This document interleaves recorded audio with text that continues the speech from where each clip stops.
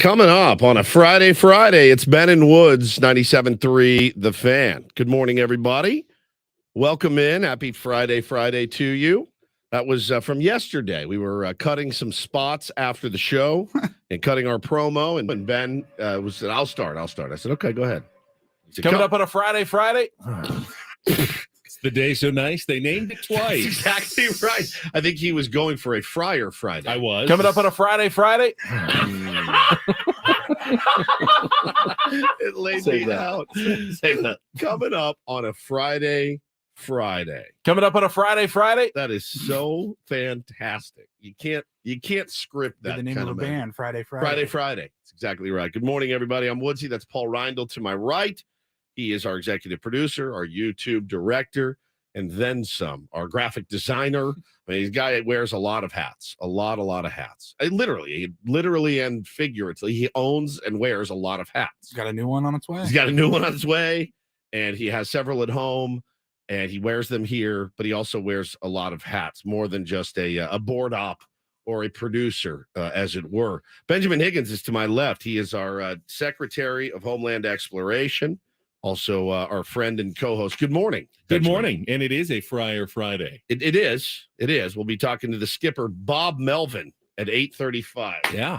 You know what? I feel like this is going to be one of the tougher conversations we've had with Bob. Do you think so? Yeah, not that I don't think he's going to be difficult. I'm having trouble coming up with the right questions for Bob Melvin. We can talk about it at some point beforehand. Yeah. Maybe brainstorm, plot it out a little bit. I can't ask, well, why are you winning one day and losing the next day? He's been asked that every day for the last couple of weeks. Yeah, it's kind of dumb. It's not a dumb question. It's really not. It's not a dumb question, but it's a question that there is no answer to, right? There's just no answer to it. None. There's no answer. There's no explanation. Zero. And if he knew, he would change it. I promise you. That's one thing I'm absolutely certain of in life. That Bob Melvin, if he knew why his team performs every other day and performs really well every other day, then he would fix it, and he would fix it immediately. I am interested in if he's ever seen anything like this before. I am feast or famine, and I'm sure he's been a part of something, one of the many teams he's been affiliated with and associated with. But yeah, it's interesting. Yeah. And look, I was telling Paulie the other day, I said, I'm glad they won.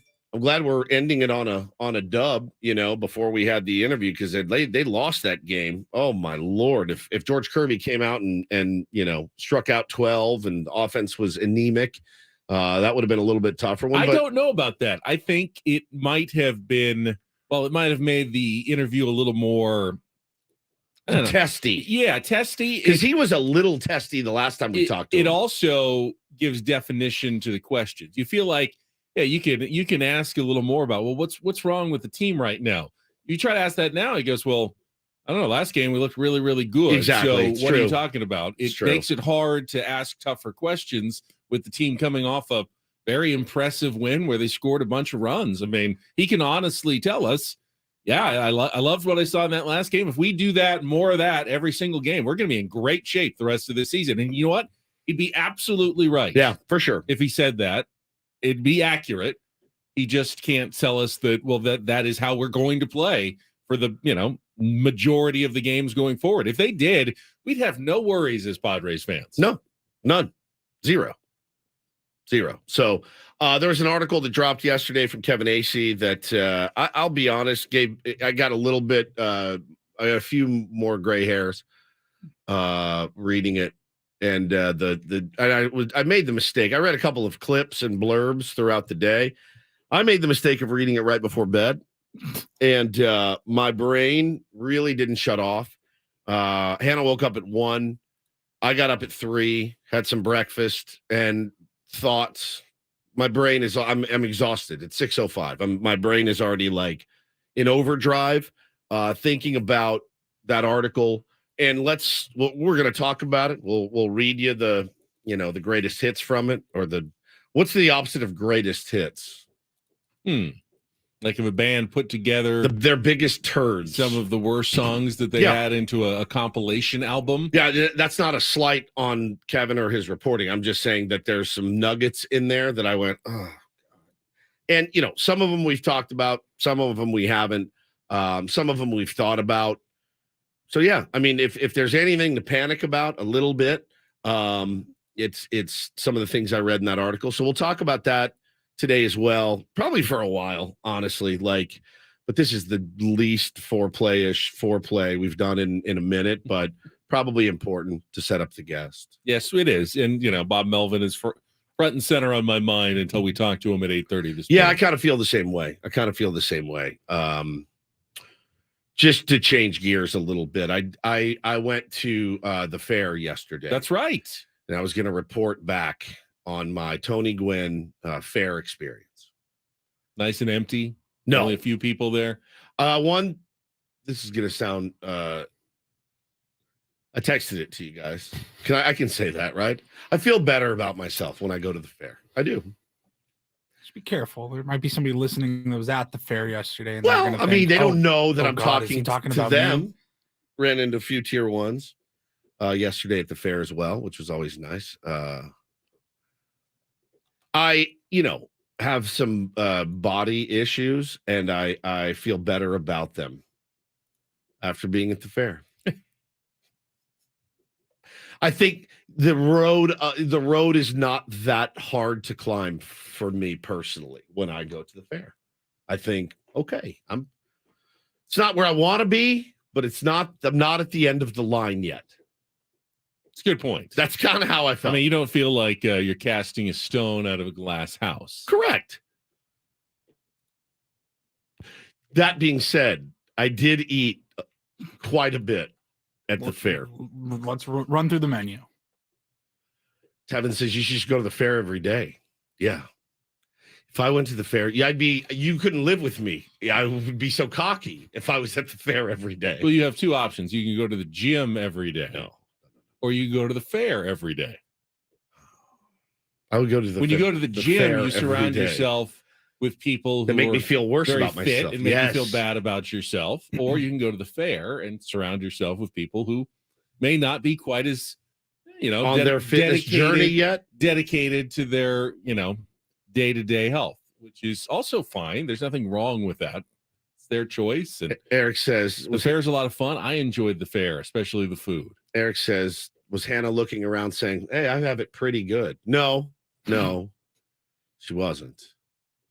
But the fair was fun. Tom says, are fit people not allowed at the fair? I don't know. I didn't see any, but I did see one guy who was absolutely yoked, and he had a tank top on. And I was like, you know what, pal? If I look like you, I'd be wearing a tank top too. Everywhere I went, just big traps and delts and big arms. I was like, God bless. Definition. It's a lot of time in the gym. That is a lot of time in the gym. So the food that I ate started off with a corn dog. 10 out of 10. Fantastic. Did you go to West Coast Weenies or did you get I got my different one? I got my corn dog at the hot dog on a stick. Just the standard hot dog on a stick. Yeah, delicious. Love a good corn dog. Delicious. Absolutely delicious. Spectacular. Always good. Bo wanted a cheeseburger, so I had to go get him a cheeseburger. Taylor got a corn dog, didn't eat it. Hannah ate hers. Start back it up a little Okay. bit. With young children. Yes. Fair food is typically known for being ginormous. It's very big. This was a double smash burger with nothing else on it, just meat and That's cheese. a large cheeseburger. It's big, and it was piping hot. So he had to wait 40 minutes because kids don't realize that food is actually supposed to be warm. Yeah. If there's any hint of steam coming off, my kids are like, are you trying to murder me? So they won't eat it unless it's ice cold. How many, does he get the whole thing down? Yeah, I just put it down in front of him. Cut it. It's here. Whenever it's cool, eat it. But he eats the whole thing. Big burger. No, he ate about half. Okay. Then do you eat the other half or? I ate a little bit of it. Okay. Tried it. Hannah had some. I had some. So then we go to do the kiddie rides, and we did a lot. We had a great time. The kids had a blast. And then I got the hankering. I'm smelling all the smells and kind of wanted to do the turkey leg, but I also needed to ride some of the rides with them. And I'm not going to say to my wife, can you hold my turkey leg while I ride these swings with the kids? So I just kind of was like, all right, it's kind of a beating. I won't do it. Maybe I'll grab another point this year. So I walk back by. Let me tell you something. Chicken Charlie's owns that place. Their flair in there, you walk by it and you go, I want to be in business with those guys. There's showmanship involved. Bro, like you wouldn't believe. I mean, they just own it. They own the best corners. Their stuff spreads around. It wraps around. It's like going to a YouTube concert the for branding, food. it's synonymous with the fair. Yeah, it's great. And so you walk in and you go, well, I got to get something from here. I got to. So I tried it. I did it. I tried the Krispy Kreme burger. Oh my. I tried it. God. Now, How did you gain all the weight? from the Krispy Kreme burger. So I wanted to try it. Now, my immediate thing was I don't need a triple stack Krispy Kreme burger. You're looking for the McDonald's cheeseburger yes, version thin. of a Krispy Kreme burger. I'm going to say this. The concept of it is right. The donuts were cold and maybe a day old. And the meat patty was reminded me of the soy burgers we used to have in high school. When it was burger day and you're like, oh, cool. I get these. And you eat them and you're like, yeah. So that mixed together, the cheese was on there, but it was not melted. So it was cold donut, cold cheese, soy burger, cold donut. I ate it and it was fine, but I thought fresh, piping hot Krispy Kreme, delicious Melty cheese. Cheese, great quality patty, another Krispy Kreme. The concept is right. The execution was wrong. And so I did eat that. My kids had a cinnamon roll, had a couple of bites of that. So then I go over, I'm like, I'm going to wrap this thing up. I can get some vegetables in me. So I went and got some corn. Yeah, veggies. Because I'm a healthy guy. Right. And you're not like those other people. No, I'm not like the other people there. Was this real corn or was this fair corn? It's fair corn, but it's corn. It's their chocolate and no. I don't mess around. They have the options there, and I just said I want the husk of corn, and they give you one pat of butter. So I put some butter on there, salt and pepper, a little lime, and we took off to go look at the animals, and that was going to be my last food for the day. And I took 2 bites of it, and I went, it was overcooked. It was chewy. And I'm like, I think I paid $18 for that burger, and I think I paid like $9 for that ear of corn. And I took 2 bites of it. I gave it to her. I go, you try it. Am I being a turd? Or she goes, that's terrible. I was like, all right. So threw that away. So not the best day one experience. I mean, the corn dog was fantastic. Other than that, and the cinnamon roll was really good. Did you complain to the maitre d' or I didn't say a word. Manager no, I just wore it. I just wore it like I always do. I just said, all right. You win some, you lose some. I basically ran my day at the fair like Kevin AC says that AJ Preller runs this baseball team. You just buy it. If it doesn't work, you just throw it away and just keep trying new stuff. And just try stuff. Just roll the dice on the Krispy Kreme burger. And yeah. The idea of it sounds pretty decent. All the concept sounds great. And it should have been a spectacular day of food at the fair. But execution is what you're saying to us is that a lot of good ideas. Ideas are great. Yes. But execution is very important to the end product. Yeah. I didn't realize we were going to get a parable this morning from Woodsy about his trip to the fair and the Padres season. This guy says I'm getting fat just listening. Yeah, dude, me too. Isn't corn a veggie? Corn's a vegetable, technically. Corn is not one of the healthy veggies. It's more it's more like a potato when it comes to veggies. Brass tacks. Is it a vegetable?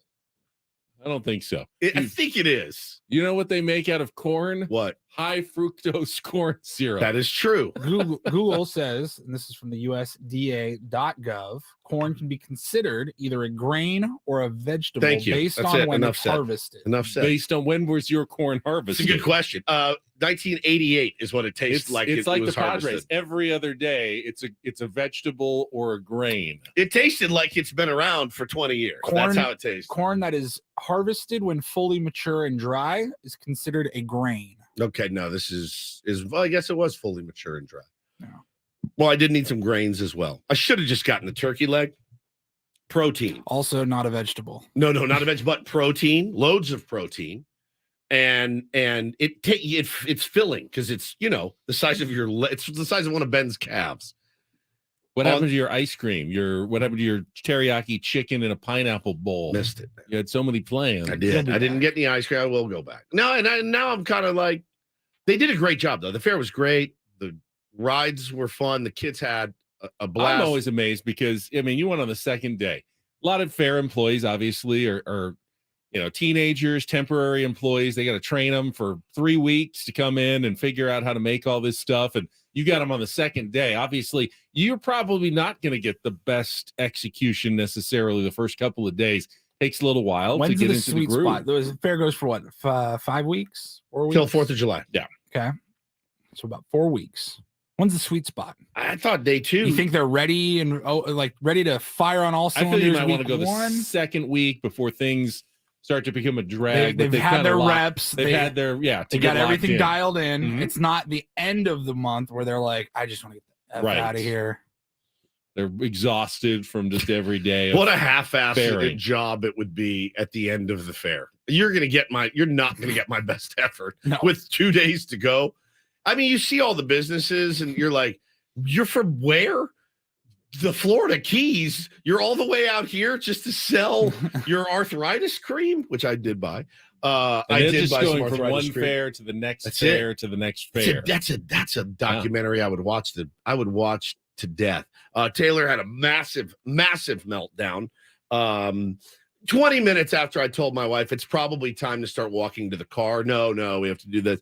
He melted, and I looked at her, and of course I said, maybe if we had just left when I suggested that we leave, then I wouldn't be holding this kid who is, people around the fair were going, dude, what did you do to that? It was that bad. Oh, boy. And so, it was a little bit stressful. Listen, we went, it was fun. We had a great family day. The kids love the rides.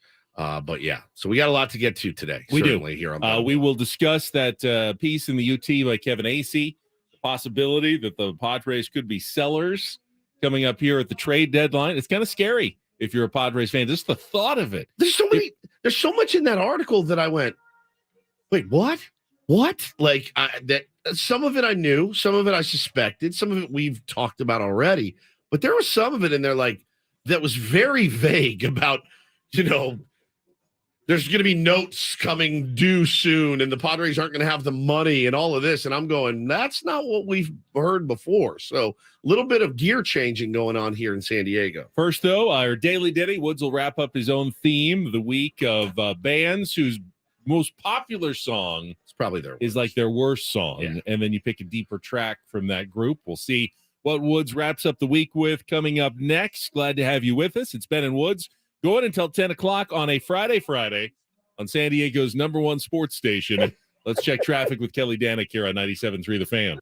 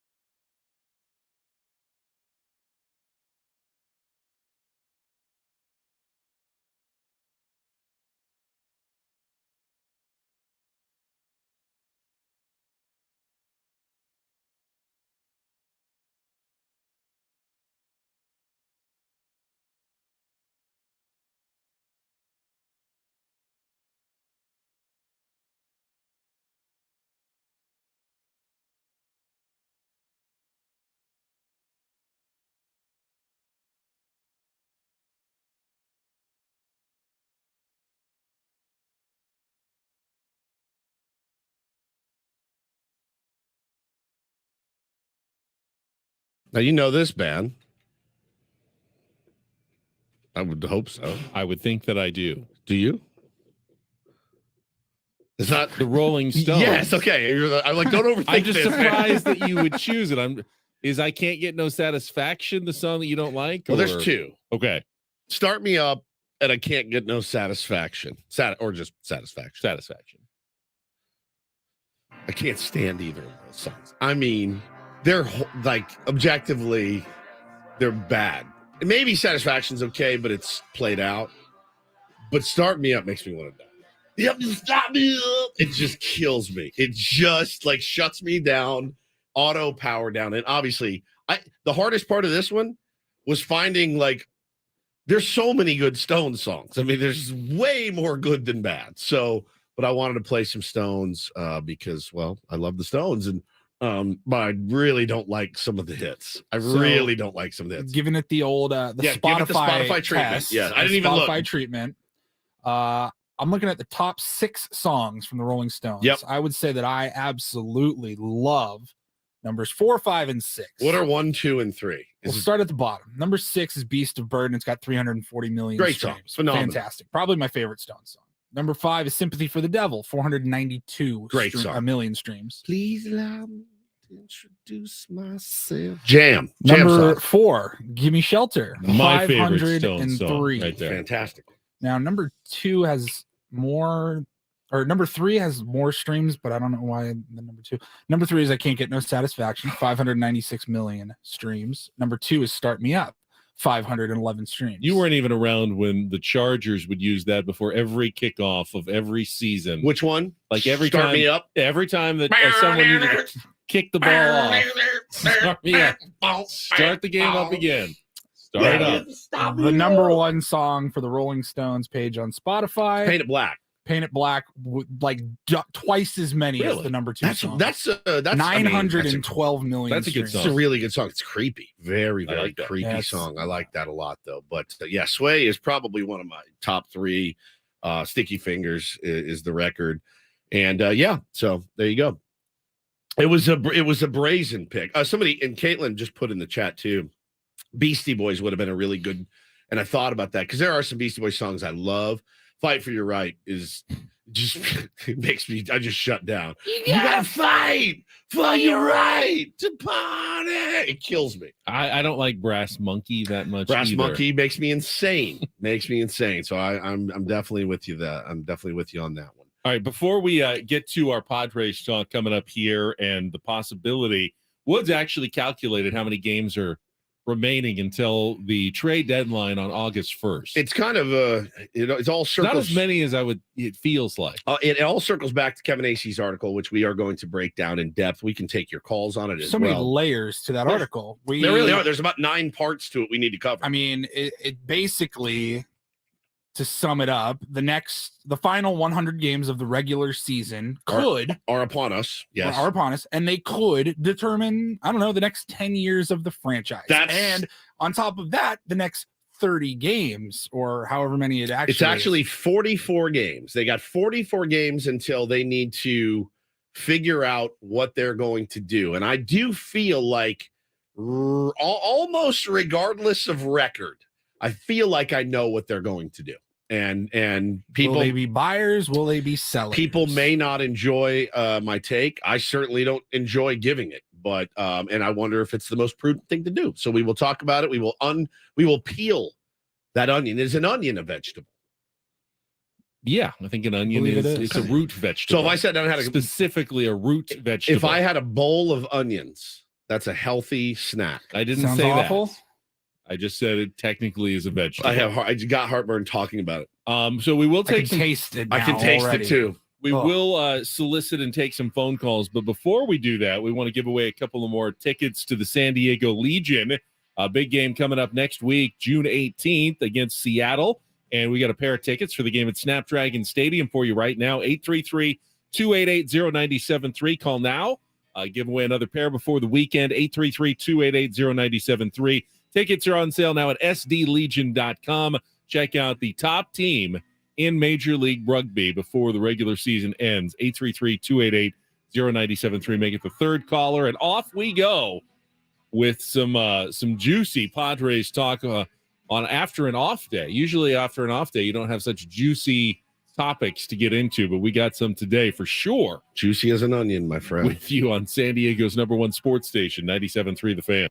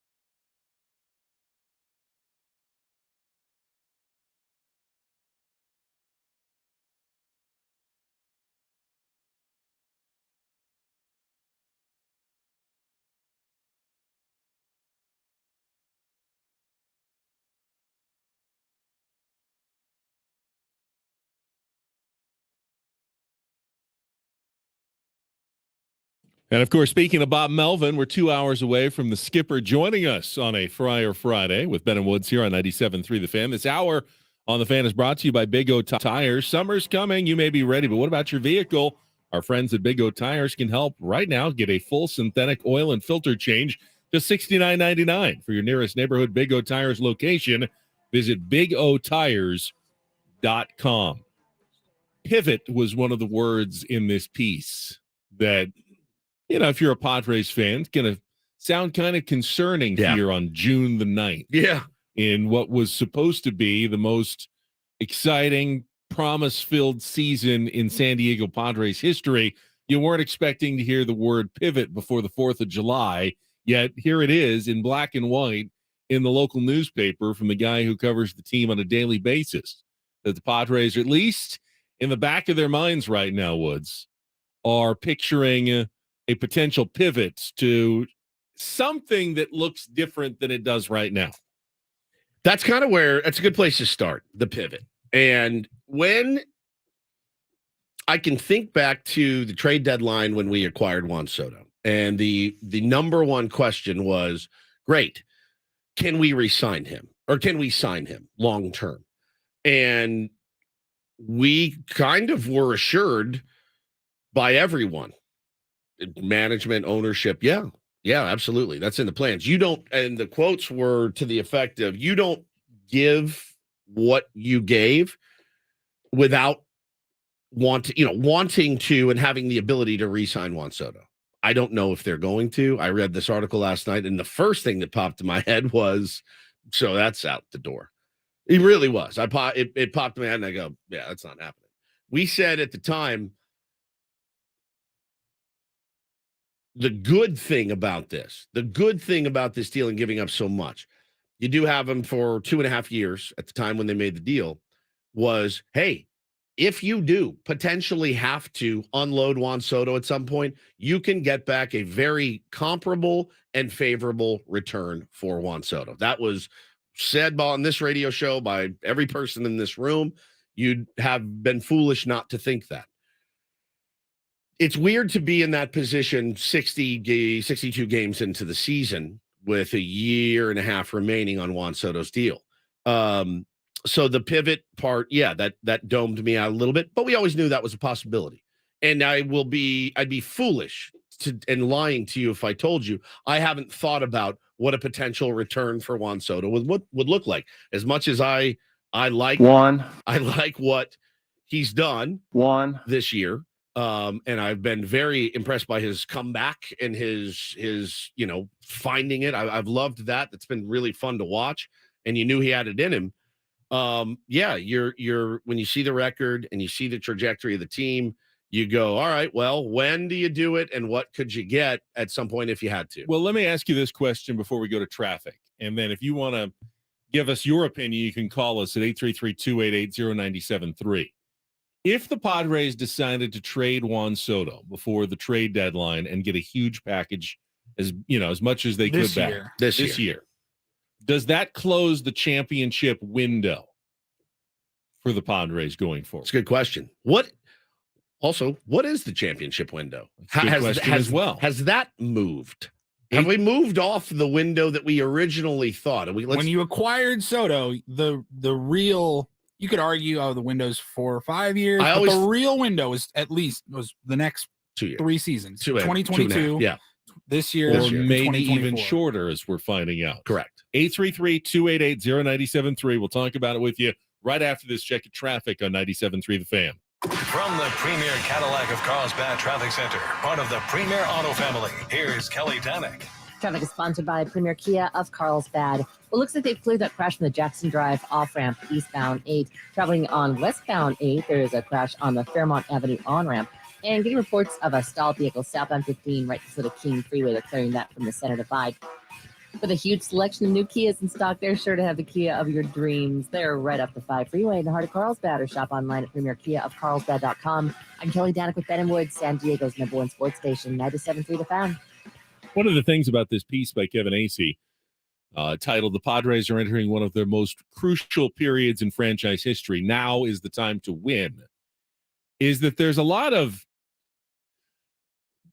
discord between what's written here on the page and what we've heard from owner Peter Seidler directly from his mouth to us, to other people over the last year plus as the Padres have put this team together. What has Peter Seidler continued to stress about his business plan with the Padres? Not a short-term, hey, we're spending a lot, but we're going to have to roll it back. We're only planning to be competitive for a couple of years, and then we'll figure it out. Right. No, he's been very unambiguously direct when he has said the plan is to continue to be competitive, to put yourself in a position to try to win championships year after year after year, not even just during my lifetime, but during my children's and family's lifetime following me. Yes. He's been unambiguous about Correct. And there is some ambiguity in this article. This is not, Kevin, if you're listening, this is not a shot at you. It's not at all. But Kevin's been wrong on the financials of this team before. He was wrong about the financials of this team in the offseason. Very, very low number is what he speculated the Padres had to spend in the offseason. They blew well past that. Until I get a look at, which will never happen, Peter Seidler's balance sheet, as if I knew how to read a balance sheet, Ben, or what a balance sheet even He can is. give it to you today, and you'll just be like reading It looks Arabic. good, guys. Yeah, this looks great. I don't know that Kevin is in the know about that. Kevin has sources. Kevin has people that have quoted in this article as well. Again, I'm not saying this is clickbait. I'm not saying anything. It did give me a lot of pause, and it did make me think, we're really here after 62 games this season. This is really where we are now. I was reading it's in the front kind of part of the article about, the crucial juncture. It involves no small dose of, I don't know. Where's the part that really domed me out? You vamp. I'll give you the paragraph that domed me out. It comes a little bit later. It says, while there is time in the Padres' current situation, it likely isn't on their side. If the clock strikes midnight sooner than expected, there is a great potential for job losses and perhaps even a tectonic shift in the franchise's philosophical direction.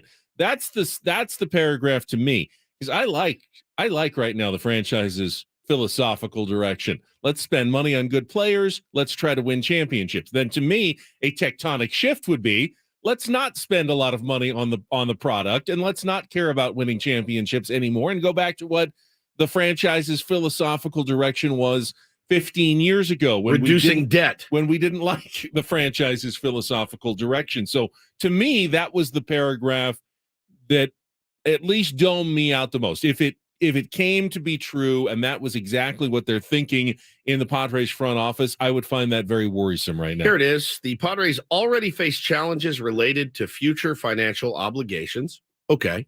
As do most teams that have locked up a core of players to a lot of money, right? That happens on a lot of teams. A lot of teams are pot committed to guys that are probably going to be anchors and albatrosses around their neck. And we already knew this. And about the Padres. we knew that they're locked into many players who are going to get older. Yep. And we Manny said Machado, Xander Bogaerts. but where The it's, window is not when Machado and Bogarts and Tatis are all in their late 30s. where it circles back, though, is when what we said is, look, I don't care what it looks like when Xander's 35 or 36. If we win a World Series or 2 or 3, couldn't care less. Worth it. I'm happy to go watch an aging Xander Bogaerts shift positions and watch Manny at first, and I don't care. You win some chips, I don't care.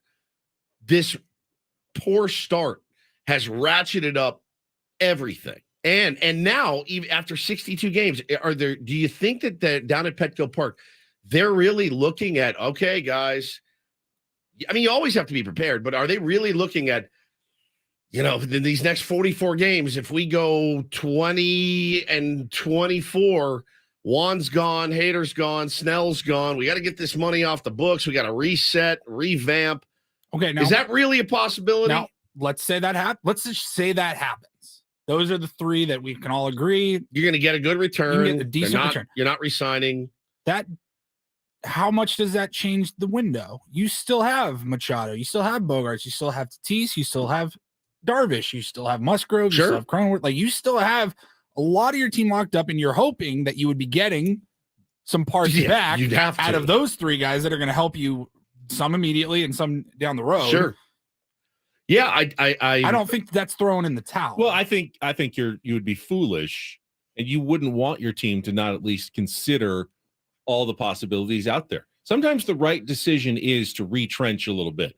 If this isn't working, the dumbest thing to do is just to plow forward with your head down. So that's I'm glad you brought that up. And keep doing the same thing that's not working on the field. Because unless they go 0-44, Ben, if they're what are they, 3 games below 500 right now?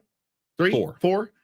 If they're 4 games below 500 at the deadline, I think they're still buyers. I think you sat at that table and you went all in and you said, I'm going all in. And all in means all in. It doesn't mean half in for half a season.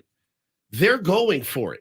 They're going to go. I don't think anything changes this year. I don't That's disagree. just my gut. I don't disagree with you. And we've seen teams that have been right around 500, the trade deadline, that have gone on to win the whole thing. Absolutely. I think do the not Padres think they're going to believe they still would have the talent to do that. However, if you are still playing, mediocre every other day baseball, I would be very hesitant to trade away an Ethan Salas, a Jackson Merrill, your top prospects, to roll the dice on what would be a very low probability outcome of going from a game or two under 500 to winning a World Series. Correct.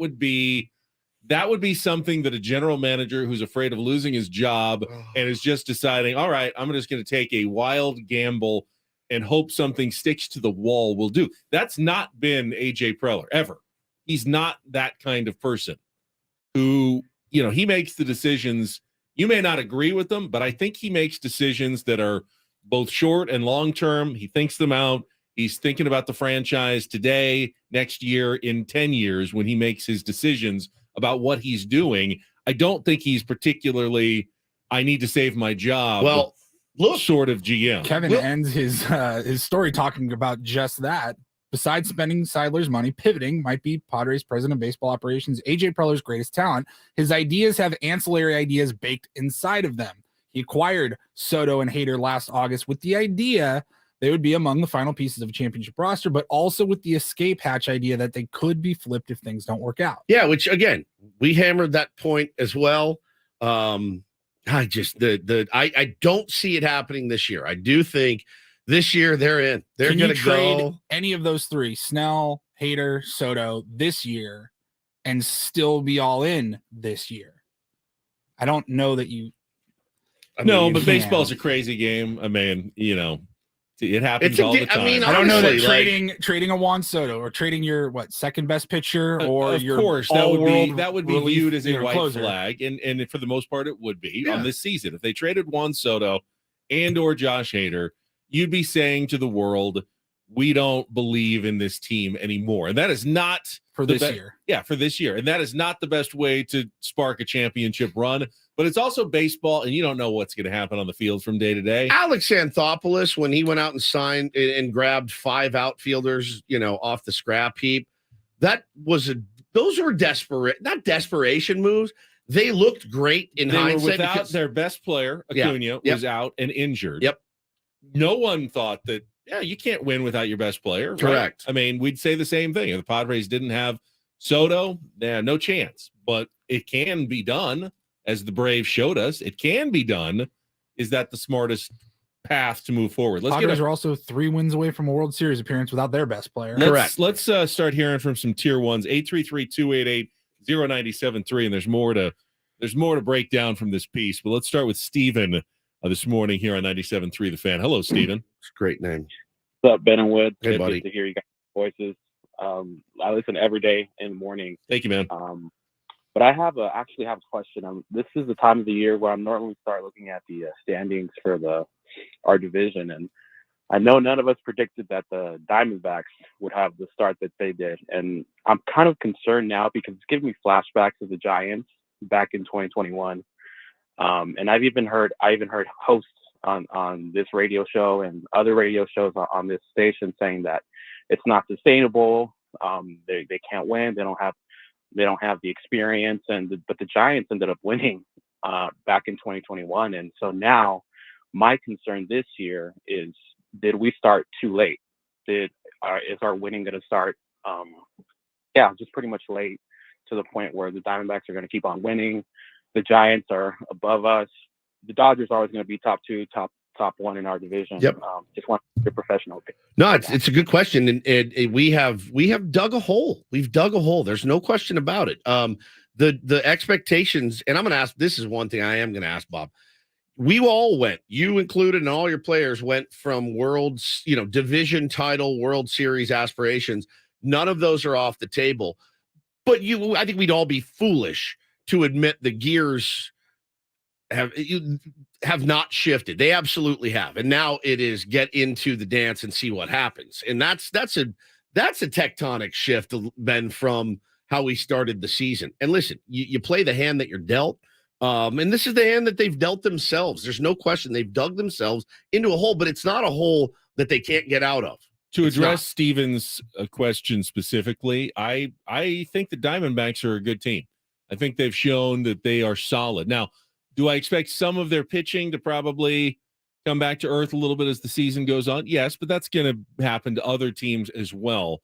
However, you don't have to catch the Diamondbacks to get where you want to go. No, you don't. There are 6 playoff teams in the National League. There are 3 wild card teams. You can finish third in the NL West and still win the World Series, which is the ultimate goal. So it's not a mandatory, hey, if we can't catch the Diamondbacks, it's sell time. No, you just have to finish ahead of 9 other teams in the National League out of the 15. You got to be one of the top 6 to get into the playoffs. And then, after that, as we've seen, October is its own beast. And whoever plays the best, whoever's hot in that month, can go on a championship run. And right now, all they care about, and I would say this has got to be the attitude in the Padres clubhouse, just getting to the playoffs now is the only goal remaining for the regular season for the Padres. I agree. I mean, that's it's such a failure if you don't. It's like a catastrophic, one of the biggest failures in baseball history. Massive. If you don't. Massive.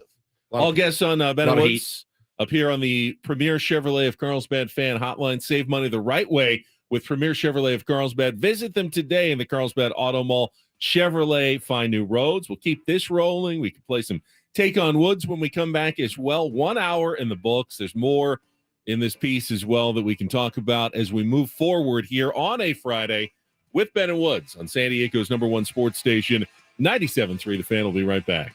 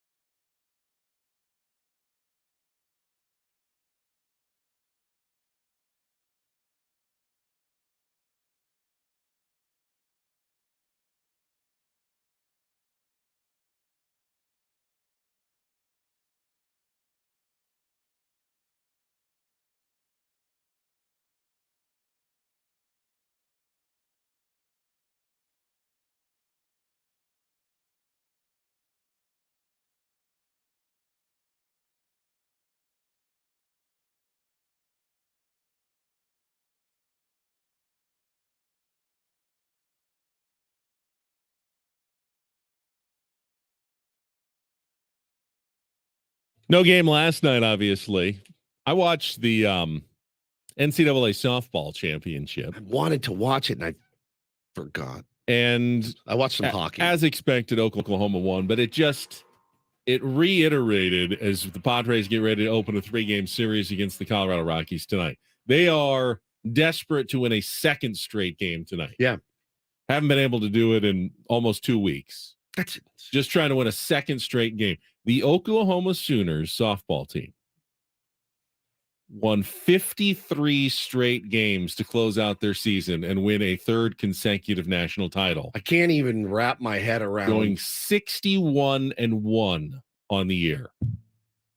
And while softball is different than baseball, pitchers can be more dominant, teams can be more in college, it's not Major League Baseball. It still has a lot of the same elements of, hey, the ball needs to fall in occasionally. You hit atom balls, you can outplay a team but still lose on any given night because you go up against a hot pitcher. Umpires square up 4 balls and 4 at bats right at the third base. and go for 4. The umpire zone just a little off for whatever reason. You play a lot of close games in softball, a lot of 2-1, 3-2 games. To win 53 games in a row is nuts. In anything. In anything. Par 53 holes in a row, right? Like anything. It's so hard to wrap your head around the dominance of that team. And consistency. Yeah. Which is what the Padres have lacked so much this year. And then you see the paradigm, the shining beacon of consistency in sports coming from a women's softball team in Oklahoma. Now 3 straight championships, only the second time that's been done, and 53 straight wins, NCAA Division I record. Congratulations to that team and whatever that secret formula. I'm sure they have the best players. I'm sure they've done a great job recruiting, and they've put a super team on the field. You don't win that many in a row if you don't. But the Padres also have put together some super players on the field, and yet they have been unable to find that missing element. Yeah. Whether you call it consistency, chemistry, whatever it is, it's been missing so far this season. Have you ever worked 53 days in a row? Sadly, probably yes, I have. No way. No chance. Yeah, I mean, There's no way. I remember when I was doing the pre and post game shows with Craig. Yeah. That you'd have stretches of 20 straight games in 20 days, and then there'd be an off day. But I wasn't necessarily off because we also had other responsibilities. Right. One of us would be off, but the other would have to cover in like morning sports updates on the radio station. So you do the 20 and then you have a day off, but you worked it. So that's 21. And then it was another stretch of 10 or 15 in a row. I don't know what my record is, but it's definitely in the 30s to 40s. I think about this dumb show way more than 53 days in a row. So if that's work, then consider me the Oklahoma softball team. That's a staggering achievement. Congratulations to those women. That is unfreaking believable. It's unbelievable. On how specific you want to get. Yeah, we go months in a row. Yeah. Right? I mean, Monday through Friday, we're doing the show, but we're watching the games. There's a game every Saturday, every Sunday. No question. We're watching those, and then another Monday through Friday right after that. So you don't have any vacations planned. Like, you're working every day. I already warned my wife this morning on my way out the door. I said, just a reminder, I'm going to be probably a big nervous C word on Sunday because Ben will be out Monday for sure. And he may join us Tuesday and Wednesday if the equipment works from Catalina Island. And I said, like I'm going to be working a lot that day. And, weekends with 2 small children, it's not ideal. It's not an ideal work environment for a guy to do it. So I did warn her already, Benjamin. Think about it this way. If the Padres on Wednesday, when they won, that started their 53-game winning streak, their next loss would come, I believe, on August the 12th in Arizona. I'm here for it. Whatever you need me to do, I will do. I mean, what do you want me to do? What do you want me to do? I'll do it. What would we do if we're sitting here? 53 games in a row. Well, Padres have won 42 straight, and here we're back. Here up 43 tonight. I'd be in here going, this seems boring. All they do is win. This is boring. We'd be terrified that it would all mean nothing, and the record would simply be erased at the end of the season because you go to the playoffs. Like a Dodger fan last we need year. we need a contestant for Take on Woods. Try to qualify one of our listeners for a trip to Las Vegas at Resorts World. Ollie checked it out while he was on his trip last week. You can go to 833-288-0973. Call now. We're going to get to our game here in a couple of minutes. Listen to this quickly. Yeah. Sorry. JWW says military. They work way more than that, right? In a row. First port of call after 92 days at sea was the beautiful Mombasa, Africa. 92 straight days at sea. And they're like, we're going to port finally. What does that feel like? Do you get a day off when you're at sea? Is there No, I don't think that there's there's like gets to sit in his bunk all day. all right. Yeah. He's in his room reading all day. My day off. There's I no work 40 days off. in a row. I'm taking a day man. off. I've had friends go do commercial fishing in Alaska over the summer. You can make so much money, But you don't sleep. you don't sleep. You work every single day, Yeah. and it's at least 2 months, probably closer to 3. Yeah. You can make a year's salary in those 2 to 3 months. 2 to 3 months. But it is the toughest. It's dangerous. I mean, it's crazy. It looks amazing. I'm not man enough to do it. No, I'll admit. God, no. I'm not man enough. No, I'm no, not no. man enough to watch it on television, Right. much less do I it. can't even watch. Same with the Deadliest military. Catch. Same with the military. I'm not man enough to do it. All right, if you're calling in for Take on Wood, stay on hold. Let's get Bob on the line, though. He called in to talk about the Padres and that piece in the UT by Kevin Acey. Bob, good morning. Welcome to Ben and Woods on 97.3 The Fan. Hey, good morning, gentlemen. Hey, Bob. Hey, so, I mean, first, it's Kevin Acey. So, I don't even know what to say beyond that with him. But I guess I would ask you guys this. We've seen Juan Soto for, well, a bit at the trade deadline. It'll have been a year here. He wasn't doing great when we got him. Would you spend $400 million on Juan Soto There are no based on the last 18 months? there are no guarantees in life. But if you guaranteed me that he would continue an OPS of over 1,000 for the remainder of his contract, absolutely, I would re-sign him. Him turning down 440 may be the biggest mistake of his life. It may be, because as hot as he is, as great of a hitter as he can be, I don't know how you justify turning that down, Ben. And I don't know how you justify, if you're the Padres, locking him up for that kind of money if that's what it's going to take. I don't. I think he's clearly a very talented player, maybe the best hitter of his generation. However, I have a little more pause than I did a year ago. I do too. Simply because I've seen on the field, whatever it is, him with Manny and with Tatis and Bogarts hasn't worked out great. And while I'm not putting the blame by any stretch of the imagination on Juan Soto, I mean, you'd have to at least pause before you said, hey, I know it hasn't worked much this year, but let's sign this guy for, the next 15 years as well, and really lock us in even more to this is the 4, no matter what, going forward. The only way you can pivot, if that's the word of the day, it would likely be to pivot around Juan Soto, because Manny Machado's not going anywhere, I don't think. Fernando Tatis Jr. is not going anywhere. And Xander Bogaerts, I doubt, would have a ton of trade interest at the moment. I mean, you need another trade partner if you want to pivot. You need commodities that other teams are interested in. Juan Soto would definitely be one of those. He would. right now. And I do think that there are teams that would pay him that. I do. I think there are a few. I think Steve Cohen would stroke that check tomorrow, because all his spending has worked out so well. Yeah. I mean, at this moment. but if there's any owner in baseball that is like, the Live Tour, I think it's him. I don't think his money will run out. I just don't, based on what I've read and heard from Met He fans. seems like somebody that would even be stubborn and just be like, head down. Yeah. We're gonna keep doing this. The Mets are a mess right now. An absolute the biggest train payroll wreck. in baseball. The Padres are kind of a mess right now with the third biggest payroll in baseball. Don't let that fool you into thinking, though, that spending money is not a good way to build a good baseball team. It will always be a very good way to put together a good baseball team by spending free agent money on talented players and locking up guys that, are part of your future. We also know it's not any guarantee of winning a championship or anything at all, but it will always be a good way to put together a good team. Yeah, Marco says, you think the Mets are going to sell? No, they're not. They're absolutely not. And by the way, I don't think the Padres are going to sell. I don't think they're going to sell this year. And I 44 games until the deadline. I honestly think, regardless of record, I don't think they're going to sell. I mean, again, drastic 0-44, which is not going to happen. I would bet my life on that. Then maybe, Ben. But I think they came to the table, and sat down and said, we're not leaving this table until every chip is gone this season. They are going for it this year.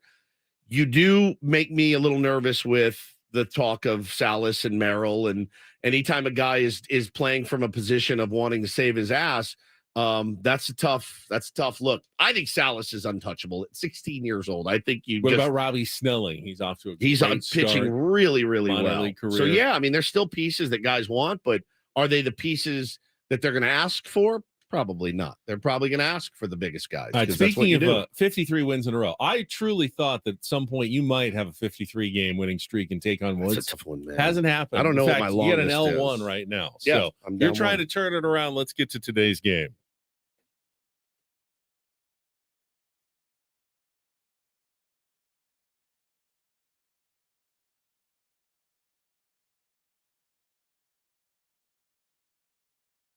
All right, we got Brian on the line, ready to play and try to qualify, beat or tie Woods, and qualify for that 2-night stay at Resorts World Las Vegas.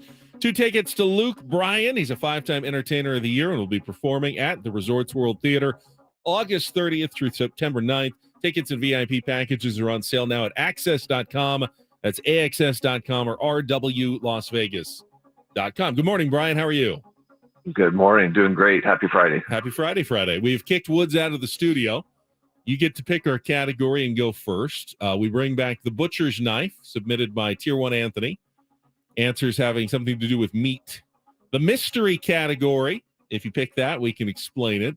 And fathers and sons, that would be 5 song titles that include the words either father or son in the titles. So the butcher's knife, the mystery category, or fathers and sons. What would you like to play, Brian? Father's Day next weekend. Let's try Father's Day. Happy early Father's Day to you, Brian. All right, you'll have 60 seconds to answer as many of these 5 as possible. If you don't know one, say pass. We will come back to it if there's time left on the clock. Our first question, our 2-second song. Paulie will play a clip. You need to give us the title of the song and the artist to score that point. We'll go on from there. And remember, fathers and sons, the category, each song title has the word father or son in the title. Brian, are you ready to play? Yeah, let's give it a shot. Let's put those 60 seconds on the clock. Your time begins when Paulie plays the music. Good luck, Brian. Let's take on Woods.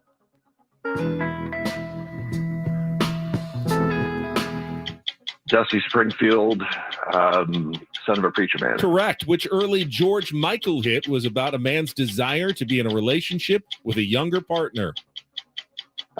Father Figure? Correct. Though my eyes could see, I still was a blind man is a line from which 1976 breakthrough hit by the band Kansas?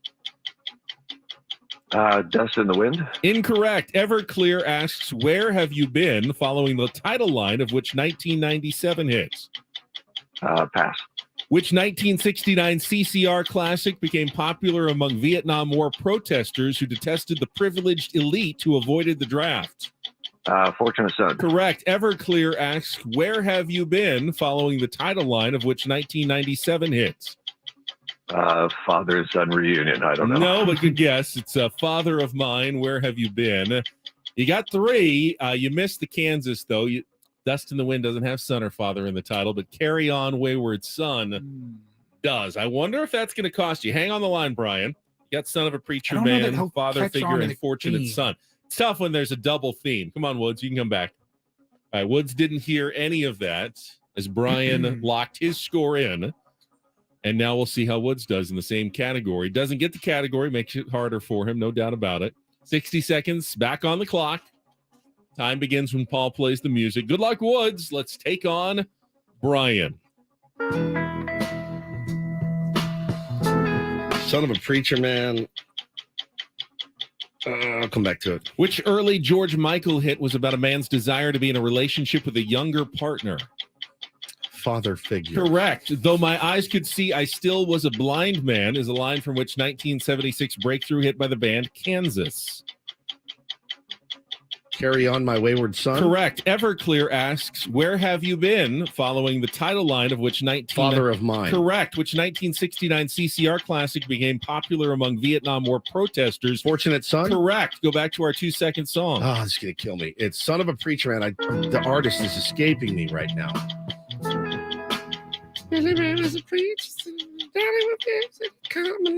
I don't know. I can't remember. Fortunately, your 4 is just going to be good enough. Thanks to Carry On Wayward Son. It's Dusty Springfield. Dusty Springfield. Son of a Preacher Right. Man. The Love that category song. fathers and sons. Oh, nice. Yeah, it does. Son of a Preacher Man, Father Figure, Carry On Wayward Son, Father of Mine, and Fortunate Son. Brian, good try. Good effort. But Woods has started his 53-game winning streak today with his first win in a row. Give me a little Father Figure. It's very creepy.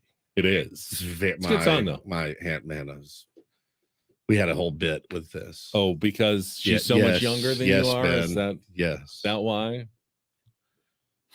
It's a very creepy song. But a good song. I mean, you Even- turned out to be, I think, a very good dad. But when you first met Hannah, Yeah. I don't think you were thinking about fatherhood. No, I was. You were thinking Oh, about yeah. fatherhood. Absolutely. Always. Always want to be a dad. Yeah.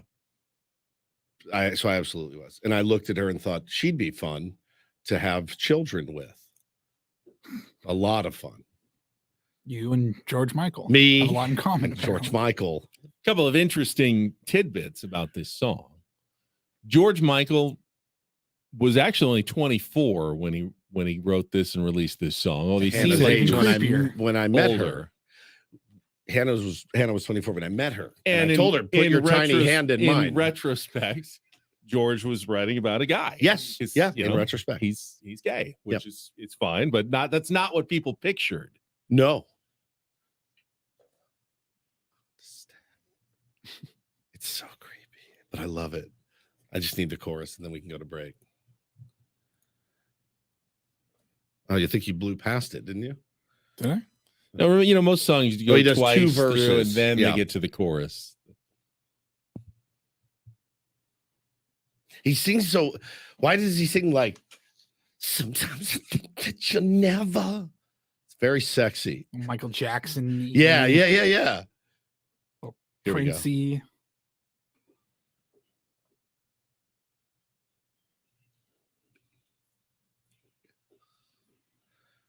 And his backup singers actually sing the chorus. He doesn't even sing it. He just goes, yeah, baby. I will be your father figure. I've had enough of crime. Yeah. Okay. Crime rhymes with time. It does. We got So does lime. we I got mean, Don't he could Do have said This lime. coming up next. I think ESPN made a big mistake yesterday. I don't know if you saw that story, but we will get to our Don't Do This segment and then more Padres talk ahead. Bob Melvin joining us at 8:35 this morning on San Diego's #1 sports station. We'll be back after a check of traffic here on 97.3 The Fan.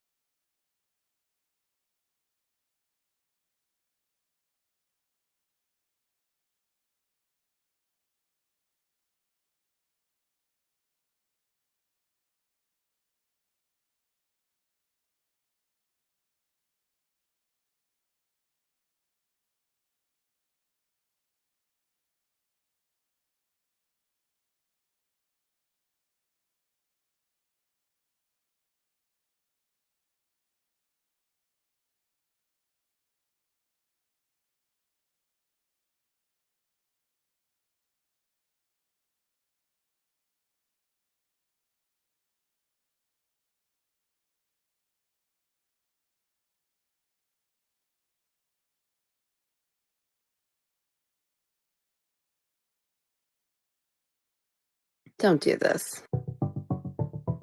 It's time for Don't Do This. What were you thinking? 3 stories from the world of sports that make us all shake our heads. Why?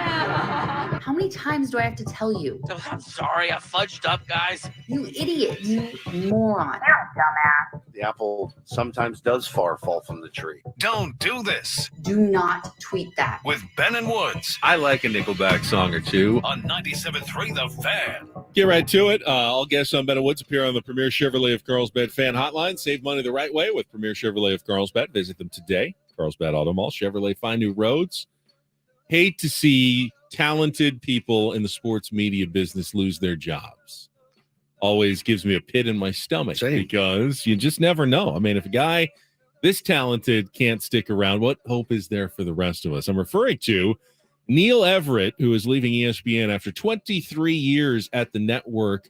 That's the part that after 23, like you made it 20 years, you kind of think you're there for life until you want to leave. Yeah, and we don't know the details of exactly how it happened. We do know Disney is making I like that guy. Cutbacks. I He's do really too. good.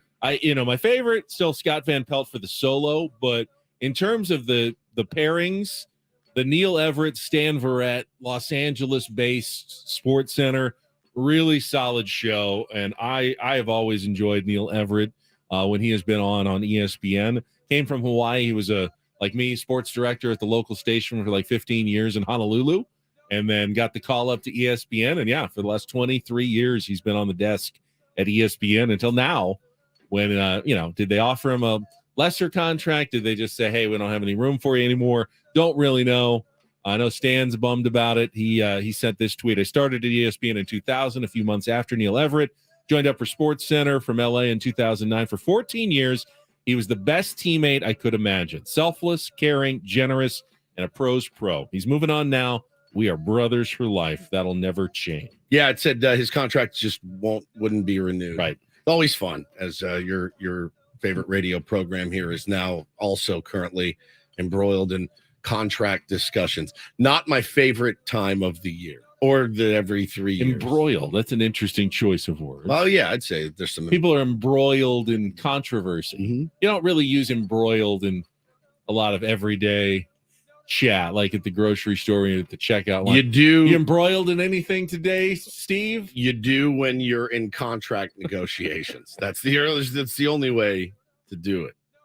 And it makes it, like you said, the pit in your stomach is just constant until it's signed on the dotted line. Might embroil a steak for dinner. Embroiling steak is actually a really good way to do it. I think it's underrated. I like a good London embroil from time to time. I'm not even super mad at Buck Showalter for saying this. They're going to have a field day with this in the New York media, and they already are. I have already pulled something up, Paulie. But the Mets have lost 6 in a row. Dead man. He's a dead man. The Mets have lost 6 in a row. They had 3 straight games against the Braves. They were up 3+ runs in each. They lost every single one of them, capped by Ozzie Albies walk-off last night. So they were talking to Buck Showalter about keeping the right mindset after that sweep by division rival Atlanta. You've talked a lot about the resolve of this group. What is the challenge when you have losses like this piling up of keeping the right mindset as a group? I think tonight's game was an indication of that, and the second game here and the first game here. Guys came in here and competed their as good as you want to see. Scored 10 runs tonight against one of the best pitchers in the league, and I'm real proud of them. There's a lot of opportunities there to hold the tent. These guys aren't going to do that. And Pete being down, and they don't. I'm proud of them. I look at it as positive, other than we just ran out of. Oh my God! Couldn't get outs. Used every bullet we had. I get there's a little pot calling to kill a black here, but to say you're proud of your $350 million roster for not giving up in the end is a take. I'm proud of them. We all had fun. Got a great dinner plan tonight. I'm proud of them. No, I mean, look, I would like to be positive as a manager too. And I love Buck Showalter. I do too. I absolutely do. I love didn't Bob like Melvin. I love if they them both. lost 6 in a row, just got swept by the Dodgers, and he said he was proud. I don't even know what I would do. I can't wrap my head around it, but he's a dead man. I mean, already all I did was I Googled Buck Showalter proud. And this is the first thing that popped up by Matt Masico, writes for Elite Sports New York. So he rips him. He said, the vibes are not immaculate. Don't tell that to Showalter, who's proud of his club for battling the way that they did. This brings strong Mickey Callaway vibes. I'm not a fan. I see no problem in trying to build your squad up after 3 demoralizing losses. But, Buck, read the room, dude. You know nobody in the fan base is going to want to hear stuff like this. I'm not even mad at Buck for saying it, but you also have to know where you work. You're not in Seattle. You're not Scott Service, where in Seattle they're like, yeah, I mean, they did. They battled San Diego. We're those like, are they did. Those are Jace Tingler vibes right there. Massive, for sure. massive Jace Tingler vibes, to be sure. So Buck's in for a long day, maybe a long week until they start winning some games. Finally, my do this on a Friday. DD Mega Doo-Doo. Goes to former Laker NBA star Lamar Odom, who is very using his cool. own Saw this. struggles to help some other people. Remember Lamar Odom, substance abuse problems, addiction, nearly died several times. Legendary.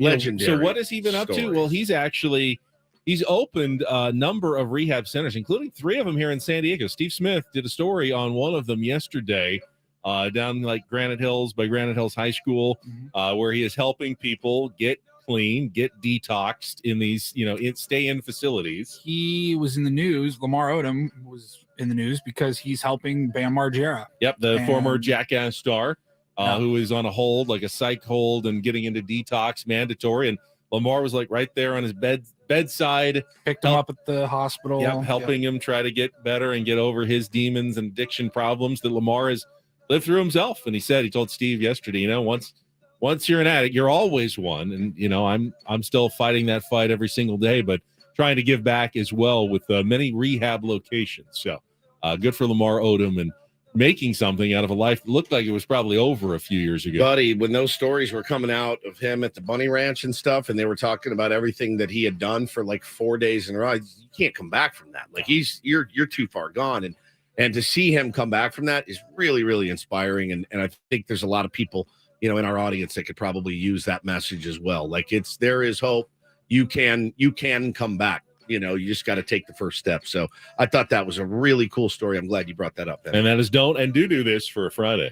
That was Don't Do This with Ben and Woods on 97.3 The Fan. Should we ask Bob if he is proud of the team? There was one player. If there was one right player now he's that proud of at the moment, who would that be? You don't find too many guys Damn like it. that. Usually Paul is on our wavelength. If there was one player, Hold that up. Say it again. If there was one player, Bob, that you were proud of, who would that be? I do want to ask him about Gary Sanchez. Yes, for sure. Man. Former I'm gonna catcher. ban Matthew from the chat, I think. He's paying us. He's literally paying to keep the feed. talking about Hosmer. It's So about- ask Bob Melvin about Hosmer coming back, and I'll donate 5 memberships. No way. I don't care. Save your money. We'll It's come not back coming with more Padres talk on San Diego's #1 sports station, 97.3 Fan.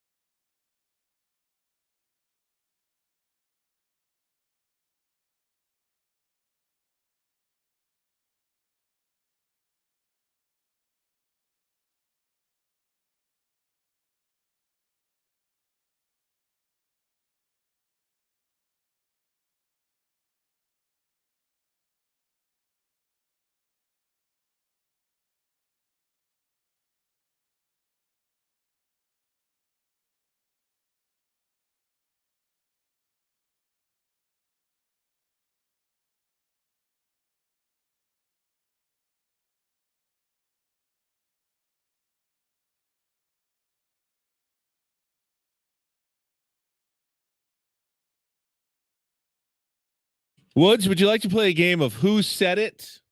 Yeah, I love Who Said It. All right, let's play Who Said It right now. I love Who Said It. Big fan. All right. Which general manager of a Major League Baseball team that made the playoffs last season but is currently mired under 500 said this? I'm accountable for putting the players on the field that are underperforming. The players are accountable to upholding their approach, and that's all we ever ask of them is to uphold the approach. Who said it? That sounds like I can't put you into the prize hopper, but I want to see if you can get this one. Sounds like something Jerry DiPoto would say. That is exactly right. That was Jerry DiPoto. I am a sports talk radio genius of the Seattle Mariners. He also said this, and this was on his, by the way, weekly radio spot on Seattle Sports with Brock and Salk. Hold on, up stop. there in the Pacific Northwest. Read that again. I know where A weekly radio spot. Say it again one more time. On one of their top radio shows who up did? there in Seattle. Who does it? Brock and Salk. No. Who does a weekly? Jerry DiPoto, the general manager. He does a what? A weekly. How many? Every week. All right. No, so I don't know much about radio. What does that mean? A weekly? Is that some means industry jargon? He goes on and faces questioning once a week. No, that couldn't be on the radio. That couldn't be. Not every other week, not once a month, but every week. Good for him. He does. They have a weekly with their GM. And Brock and Salt. And in that Salk, like Jonas Salk. Jonas Salk does radio now? I don't know if it's maybe a grandchild of Could his be. or what, but it's Brock and Salk. They have a weekly? Assume it's Brock Heward. Is it Brock Heward? It's Brock Heward, The former and Washington Mike quarterback. Salk, who I believe is a total clown. Like I don't think anybody up there likes him. Does anyone say that about one of us? Oh, dude. Are you kidding? I think it's Ben Higgins. No, it's me. And the it's clown. Stephen Woods. Yeah, That's the he's clown. total clown. All the time. That's why you think I'm not on Twitter, dude. All right, we're gonna go to traffic. What is a weekly again? I still don't understand what this means. I have one more quote from Jerry DiPoto of the Seattle Mariners that honestly, if I was the owner of the Mariners and listening to Brock and Salk, might just call Jerry right into the office and go, okay, you know what? I listened to an interview that you did, and I'm going to let you go right now. Yeah. No, it's season's not incredible. over. We'll get to that. The quotes are unbelievable. Right after this check of traffic on 97.3 The Fan.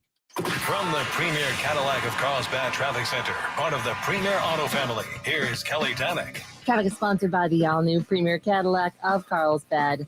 Not too bad of a ride on the roads this time, guys. Just this one problem, a crash clearing in North County, south on side of 15, just before Valley Parkway. Everything is over to the right shoulder. Brought to you by Premier Cadillac of Carlsbad with brand new 2023 Cadillac XT4s and XT5s in stock now. Stop in or shop online at CadillacCarlsbad.com. A proud member of the Premier Carlsbad family of dealers. I'm Kelly Danek with Ben & Woods, San Diego's #1 sports station, 97.3 The Fan. Now, keep in mind, again, this is the Seattle Mariners. They are currently one game under 500, 30-31. Season of a lot of promise. You know, a lot of excitement built up after they ended their long playoff drought. Indeed. Made the postseason last year. Their run differential is -1. They're 5 games out of a wild card spot in the American League. So eerily similar to our beloved Padres. They've been struggling, though, for sure. Here's what else Jerry DiPoto had to say with Brock and Salk. He said, quote, and this is just being honest, we could go out and acquire prime Babe Ruth, and it's not going to help us. We're not one player away or one magic spell from fixing this. Honestly, he sounds like the team's harshest critic right now. Like he could be on the Mariners Twitter and he's like that guy on Mariners Twitter that just hammers the team relentlessly. Just we could get Babe Ruth isn't helping this on lineup. this team, and he wouldn't help this lineup. They cannot possibly fix the mess that this general manager has created. Isn't that what he said? He basically said, I'm responsible for all these guys. Yeah. And I've created such a mess that I could go out and get prime Babe Ruth and it wouldn't help. That's how bad I am at my job. Wow. Right now.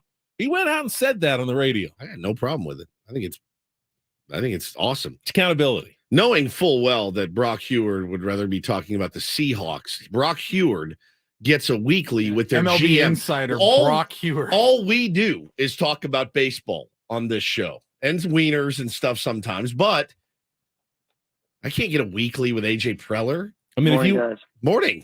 morning, AJ, if you own Talk to you in July. if you own the Mariners, No. why do you keep Jerry DePoto after you hear that quote? Because it's You like the accountability. You'd rather have someone who all day yeah. fails but does it accountably.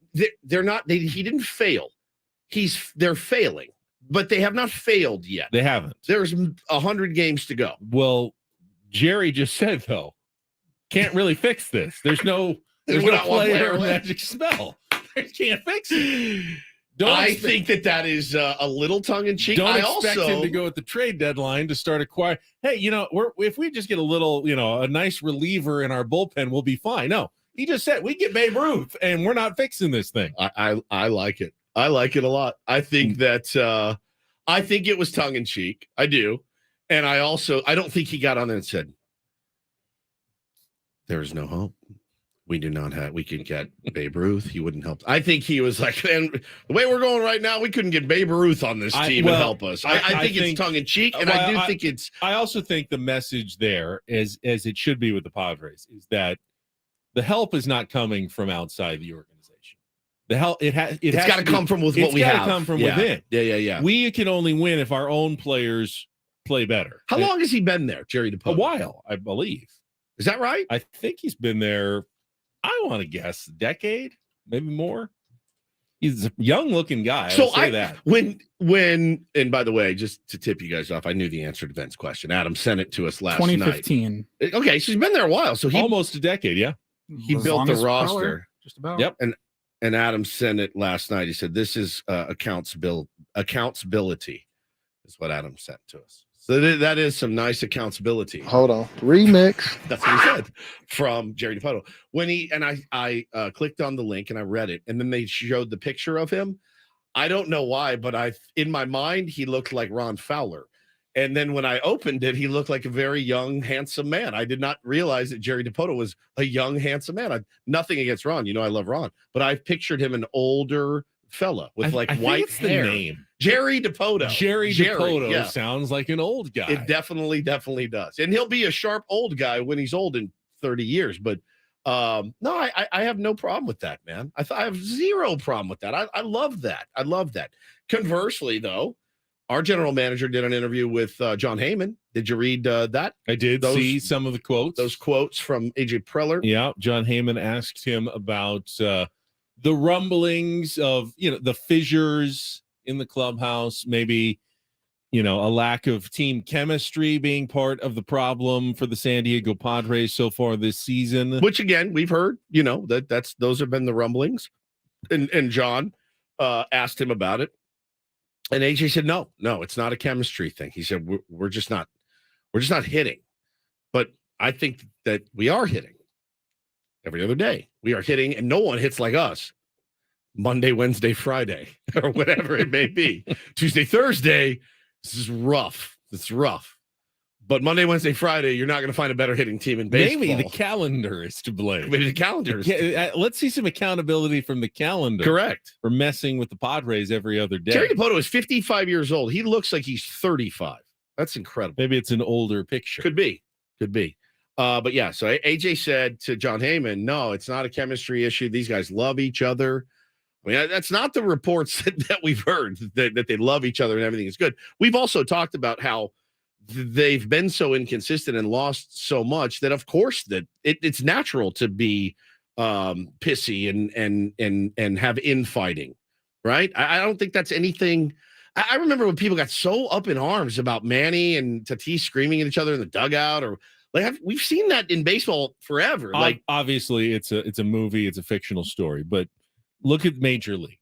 In the beginning, guys couldn't stand each other. Right. Dorn and Wild Ricky Thing. Vaughn and Harris and Pedro Serrano. None of them liked they each start other. winning. And then they started winning, and guess what? That's where the chemistry kind of came from. And they all hated their owner, obviously, Rachel Phelps. Do we need a new, thing that we can peel? I'm saying this every season You do for this the a lot, last yeah. 4 years. Yes. It's not the answer is yes. It's not motivational. to see. It is for me. To do what? Wanting the Padres to win even more than you already do? Yes. Great. That doesn't help us. We don't need you to be more living and dying with the team every single day than you already do. That's true. I just really want a nude of not. You don't even have to be nude. Just a thong, a banana hammock.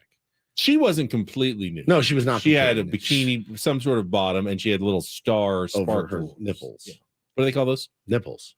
No. The, Oh. the little things that you pasty. Pasties. That's when you just paste them on. Yeah.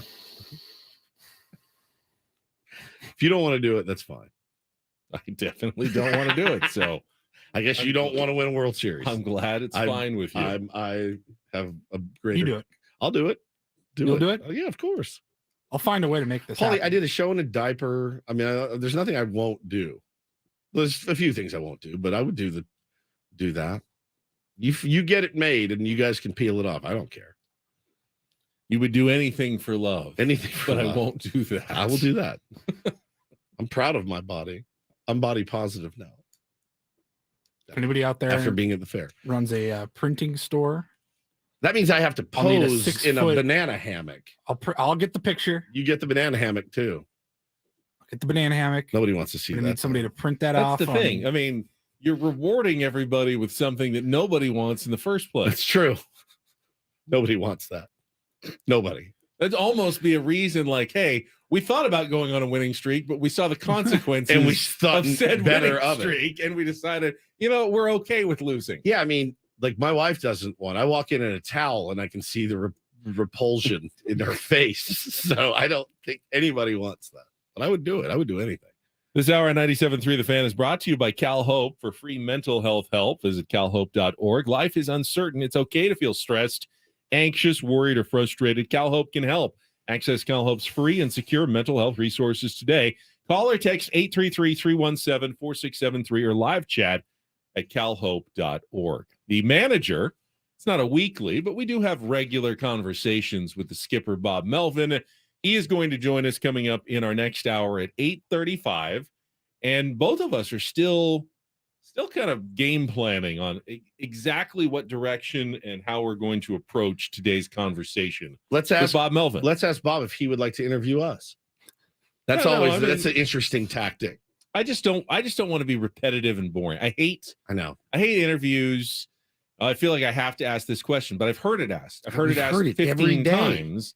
I want to ask something new. I want to get some new information. I want it to be more than just a boilerplate answer from Bob Melvin, because he's good. I mean, we've had him on. He's been really good. He's willing to be critical, self-critical, critical of his own team when it's called for. But if we just keep asking this, hey, what's the deal with this scoring 10 What's and the then deal? 1 and then 7 and then 1? What's the deal with this inconsistency? He's going to say, as he always does, I don't know. We need to put back-to-back games together and, start, doing this every single day. We can't, alternate. I mean, he said it so many times. We all know what they need to do. Question is how. I'm wondering, do we bring up a little bit of what Eno had to say yesterday when he joined us about the swing planes and the Padres are I feel like a team of a lot of similar swing planes that could make them vulnerable on certain days. I thought it was pretty groundbreaking and intelligent from Eno Saris yesterday. I feel like it was, but I also feel like George Costanza pitching Corbin Burnson his ideas for LA Law on Seinfeld. I feel like George Costanza pitching George Wendt ideas for Cheers when they're on at the Tonight Show. That's what I feel like. Bob, your VBA is the lowest in baseball. How do you fix that? Right? I do. I feel a little bit like I've got an idea for a front hip drill. I feel weird doing that with Bob Melvin. Call me crazy, but I that is weird to me. Bob, can I come down and show the guys how I throw my changeup? Maybe it'll be a little bit better. I like to get my arm a little bit higher. I feel ridiculous. What am I going to tell Bob Melvin about baseball he doesn't know? Nothing. Seriously, Not a single thing. What Not can I one tell thing. Bob Melvin about baseball he does not know? It's the biggest Give me a break. fallacy among, I think, baseball fans. Oh, it's the number one sport. The things they think that the teams and the managers don't know, but they know it. They do. All right, we'll come back. We'll reset. Get ready for Bob Melvin. All coming up next with Ben and Woods on 97.3 The Fan.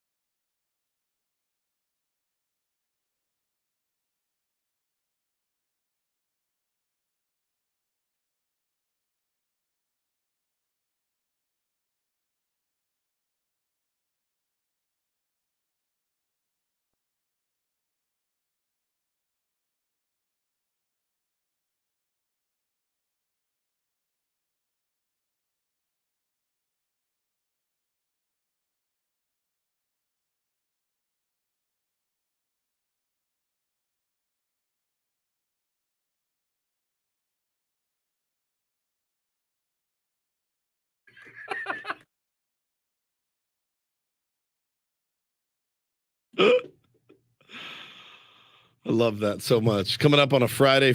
Well, it is Friday. Friday.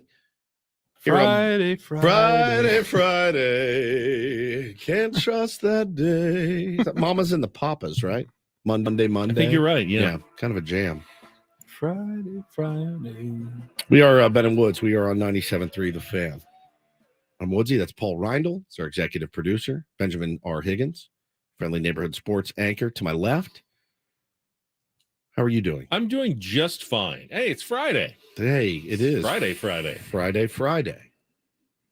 It's a nice article that Adam just sent us. There's a nice article written about 97.3 The Fan in Inside Radio. That would be a trade. It's a trade publication. Yeah. Do you read the trades? don't usually read the trades. Do you not? Actually.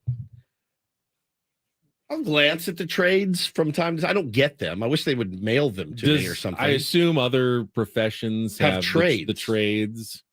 My wife always keeps the mailers that she gets from other realtors. Oh, I get so many of those Yeah, in the mail. she keeps those to sniff around what everybody's up to, which is, I think, smart. But is there like a newsletter, like Real Estate Today or Real Estate Now? Yeah, maybe. Yeah, I'm sure there are gives you publications. the latest trends and maybe tips on how to better stage a home for an open house, things like that. In the trades, that's what you get in the trades. So there's a nice article about 97.3 The Fan and what we've been able to accomplish in the 5 years the station's been on, and then in the time since we've been here. Adam is interviewed. I noticed Adam did not farm out any of those questions to any of us. He just handled that on his own. So he is the manager. Is it extra sweet because it's against the Dodgers? The trades are the place where the manager speaks. The brand manager speaks for the station. Yeah, absolutely, for sure. Just like Bob Melvin is the guy who, for the most part, speaks for the Padres every single day before, after the game, even on this radio program in 30 minutes. Can't wait to talk to Bo Mel in Colorado right now. Gearing up for this again. Said this 1,000 times this year. Gearing up for this very important series against the Colorado Rockies in Coors Field. And I was going over some of the numbers and some of the pitching matchups. Did you see who's going to be throwing? It was TBD, Ben. But now I believe it's Kyle Freeland. It's going to be going on Saturday. And I've got numbers for you as far as where we are. Now, we have not played that team well in the last few years. We just have not played them well. They are playing above their heads this season, 26-38. That's better than people thought they were going to do. We are 29-33, way worse than people thought. So Yu Darvish, Ryan Weathers, and Blake Snell going up against Austin Gomber, Kyle Freeland, and Dinelson Lamet, respectively. Yu is 3-4 with an ERA of 5.37 and 11 appearances against the Rockies. In 5 games at Coors Field, he's 1-1 with a 5.26. Pretty pedestrian. Weathers is 0-1 with an almost 10 ERA in 4 appearances against the Rockies. He's winless and lossless with a 7.71 ERA in 2 appearances at Coors Field. Blake Snell, 1-1, 7.48 in 5 appearances at Coors Field. I just felt the need. My stomach just started to churn a little bit. Gomber, who will be facing this evening, 2-2 with a 2.41, 32 Ks and 10 appearances against the Pods, who really don't like that soft tossing lefty. Freeland, 7-6 with a 4.40 against the Pods. Lamet's 0-0 with a 6 ERA and 3 appearances against his former club, the San Diego Padres. So pitching doesn't, it's a crapshoot. You're going to need to outslug the Colorado Rockies. You have the capability of doing it. It's just a matter of doing it. Wonder if Xander's going to be healthy. These are some things we can talk to Bob Melvin about. It's Mexico light. We slug the crap out of the ball in Mexico. But they get to hit there too. And you got to keep the ball down and try to keep it in the yard. Remember, you do feel like it's an important weekend series, and you hate having any important series ever being played. You really do. At Coors Field. You really do. Just like we said yesterday, all bets. It's one of the I would rather play a juggernaut team on a neutral field than play if it came down to needing to win 2 of 3 in Colorado to win the division or go to the playoffs. I honestly don't know that I could stomach those games. I would rather watch us go to LA and play the Dodgers in LA, and we'll let the chips fall where they may, and we'll take our chances and see if we can beat them. Colorado, there's the variable, the wild card. It's just you could get killed in game 1 and have to burn 6 pitchers. You just never know what you're going to get. I just wish the Padres could dominate the Rockies the way the Giants do. No doubt. I think they won their 11th straight against the Rockies and swept the series at Coors Field. Yeah. Yesterday, they rallied with 3 runs in the 9th inning for a 6-4 win. But, a little more spiciness. And we've been talking about this article by Kevin Acee this morning. He reminds us that when the season started, Padres opened against the Rockies. And the comments The comments then by Rockies owner Dick Monfort. Dick Manfort. Well, This I sucks mean, so bad. made fun of him at the time. He said, I look at the Padres. I'm they have a really retiring. talented team, but they have some holes too. What? What the Padres are What doing, holes, I Dick? don't 100% agree with. Yeah, that's because you're a cheap turd, Dick. And he has spent a fraction of what the Padres have spent on their team. And he has And the Padres- 3 fewer wins. And the Padres almost certainly have shown they do have some holes, as Dick Monfort said they would have This at sucks the beginning so of the bad. season. I know, doesn't it? This sucks so bad. I can't even. That was tell like you. the biggest takeaway I had from. Yeah, I reading didn't want to Kevin's bring it article. up, and I'm I'm actually like, mad oh, at Ben that he geez. brought it up. I thought if we just didn't bring it up, we could get out of here in 2 hours. Well, you brought up and all the not- numbers against the Rockies. and not have to think about it. You bastard. Oh, I hate it. I hate it. Can someone go make me up a nice big plate of crow that I can just sit here and munch on for the duration of this Now, show? I don't think the Rockies have anything to celebrate, even with the Padres not having the kind of success that they were. Are you kidding? If I'm Dick Manfort, You know, I am front you- and center. I'm in my suite, like I'm pretending Presiding like- over the team with the worst record in the National League right now. You don't have Yes. anything Yes. to gloat about when you have the worst record in the National League. Are they the worst now? They are the Is it worst. St. Yes. Louis? They are 1/2 game behind St. Louis with the worst record in the National League. You can't at a fraction you of the can't price. brag about anything. You if can you're brag about behind being everybody. right. You can brag about being right. Maybe he should. Maybe that's what the Padres need to turn them around. There's because- never a wrong time to be petty, and this is a great time for Dick Manfart to be because petty. maybe the second he Petty, says petty. something, Padres then reel off about 10 wins just Ben, to make him look bad. We've tried everything at this point. I don't know that bulletin board material gets it done, and I don't know that that is motivation enough to be better than the Rockies. But yeah, again, crucial series. If history's any indication, Paulie, this is what makes me really nervous. Over the course of our career with Ben, he will go on vacation and really bad things happen and really weird things happen. He won't be here Landscape Monday. shifting Tectonic moment. shifts in the team, and Ben is hiking in Oregon or something, or on a beach in Hawaii. 4 Mai Tais deep. What if these cats go into Colorado and just get bodied for 3 games, and you're not here Monday? That's kind of how I feel it's going to play out. Just that if history's any indicator, that's what I'm looking forward to. Well, I'll be glad I'm not here on Monday. I'll tell you I will that. be If cursing you. That's what happened. You'll be going to. But I'll be here all weekend, so it's not like it'll be happening while I won't be on vacation while matter. it's happening. Yeah, We won't either. We won't You'll either. come back. We'll be breaking down the But you're Guardian saying that series. somehow they'll know that I will be on vacation later, which will No, make I'm something not saying happen any of that. I'm just saying that while every I'm still here. every time you leave, something happens. But And I'm it's not- never good. But I'm not leaving until Monday. I get it. I'll work on Sunday night. I mean, I'll Yeah. have to cover this series. So Yeah, on television, right, not here. no, with not on us. Monday at least. All right. Well, it's time to flip the script, change the narratives, and really, for the baseball team, there is time, but you got to get it going. You got to get it going. You got to keep it going. Getting it going has not been a problem. Some days they get it going for a plethora of runs and a multitude of runs, and then it just stops the very next day. So, I'm way more nervous about a 3-game set in Colorado than any human being should be. Right. I mean, in a logical world, your team goes to face the team with the worst record. You were excited about that weekend. And you're like, oh man, that thin air. Our sluggers are going to go ham up there. Yeah, you should.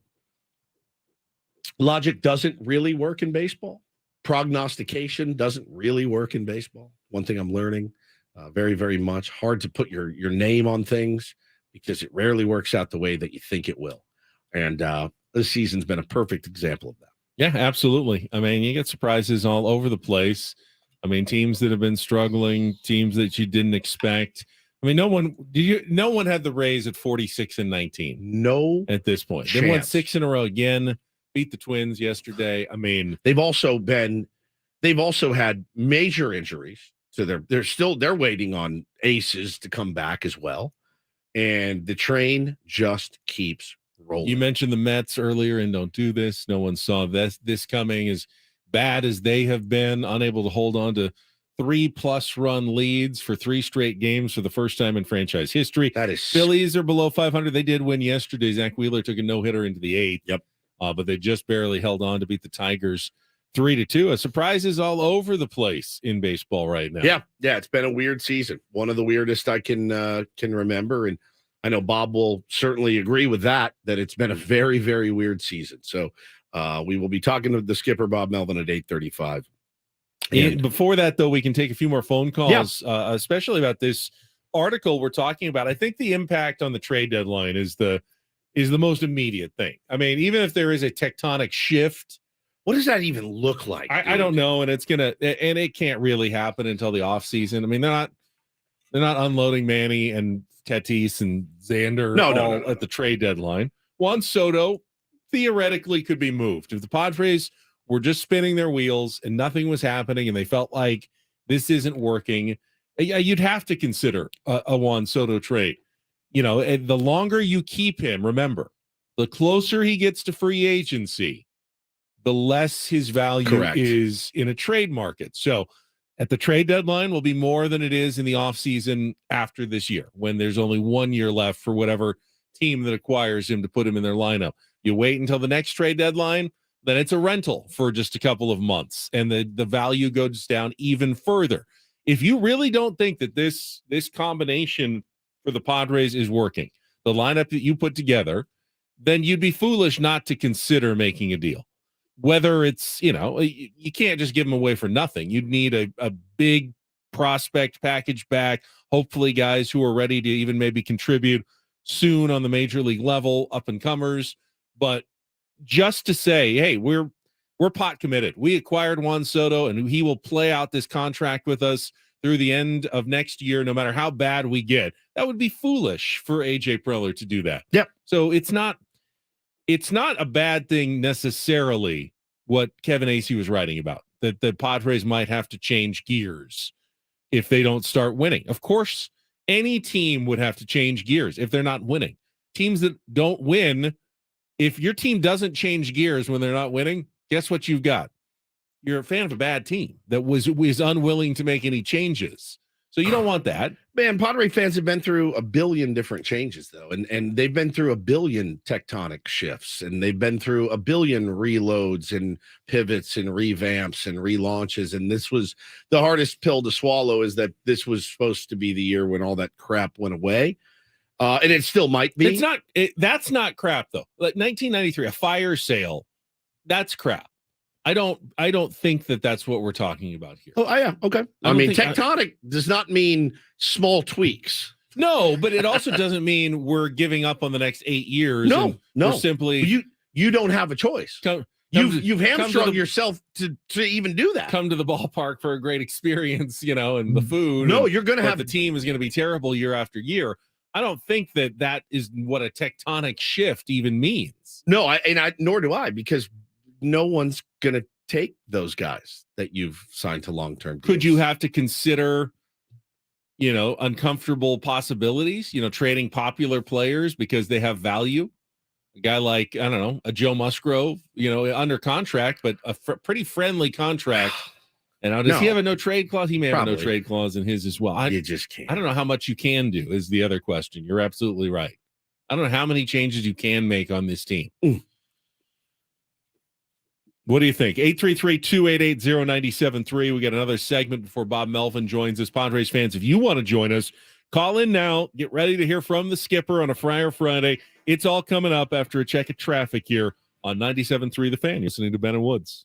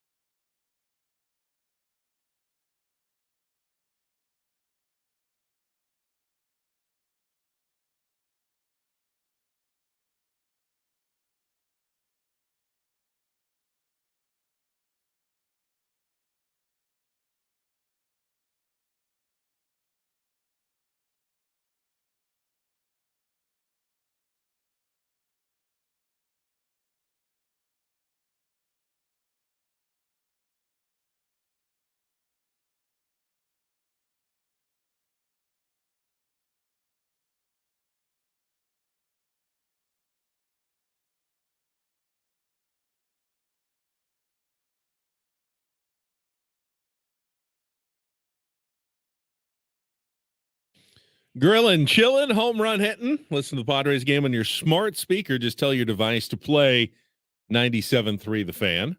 Man, the chat is lit right now. Lit. With some trade proposals. I saw one. Paulie saw one. You go, you call the Angels today, and you offer them Soto, Drew Pomeranz, Trent Grisham, and Jake Cronenworth. For Shohei Ohtani. I think the Angels probably call into a wellness check on AJ Preller and send maybe some people to come look after him for like a 5150. Now, Ethan Salas, Jackson Merrill, Robbie Snelling, Juan Soto.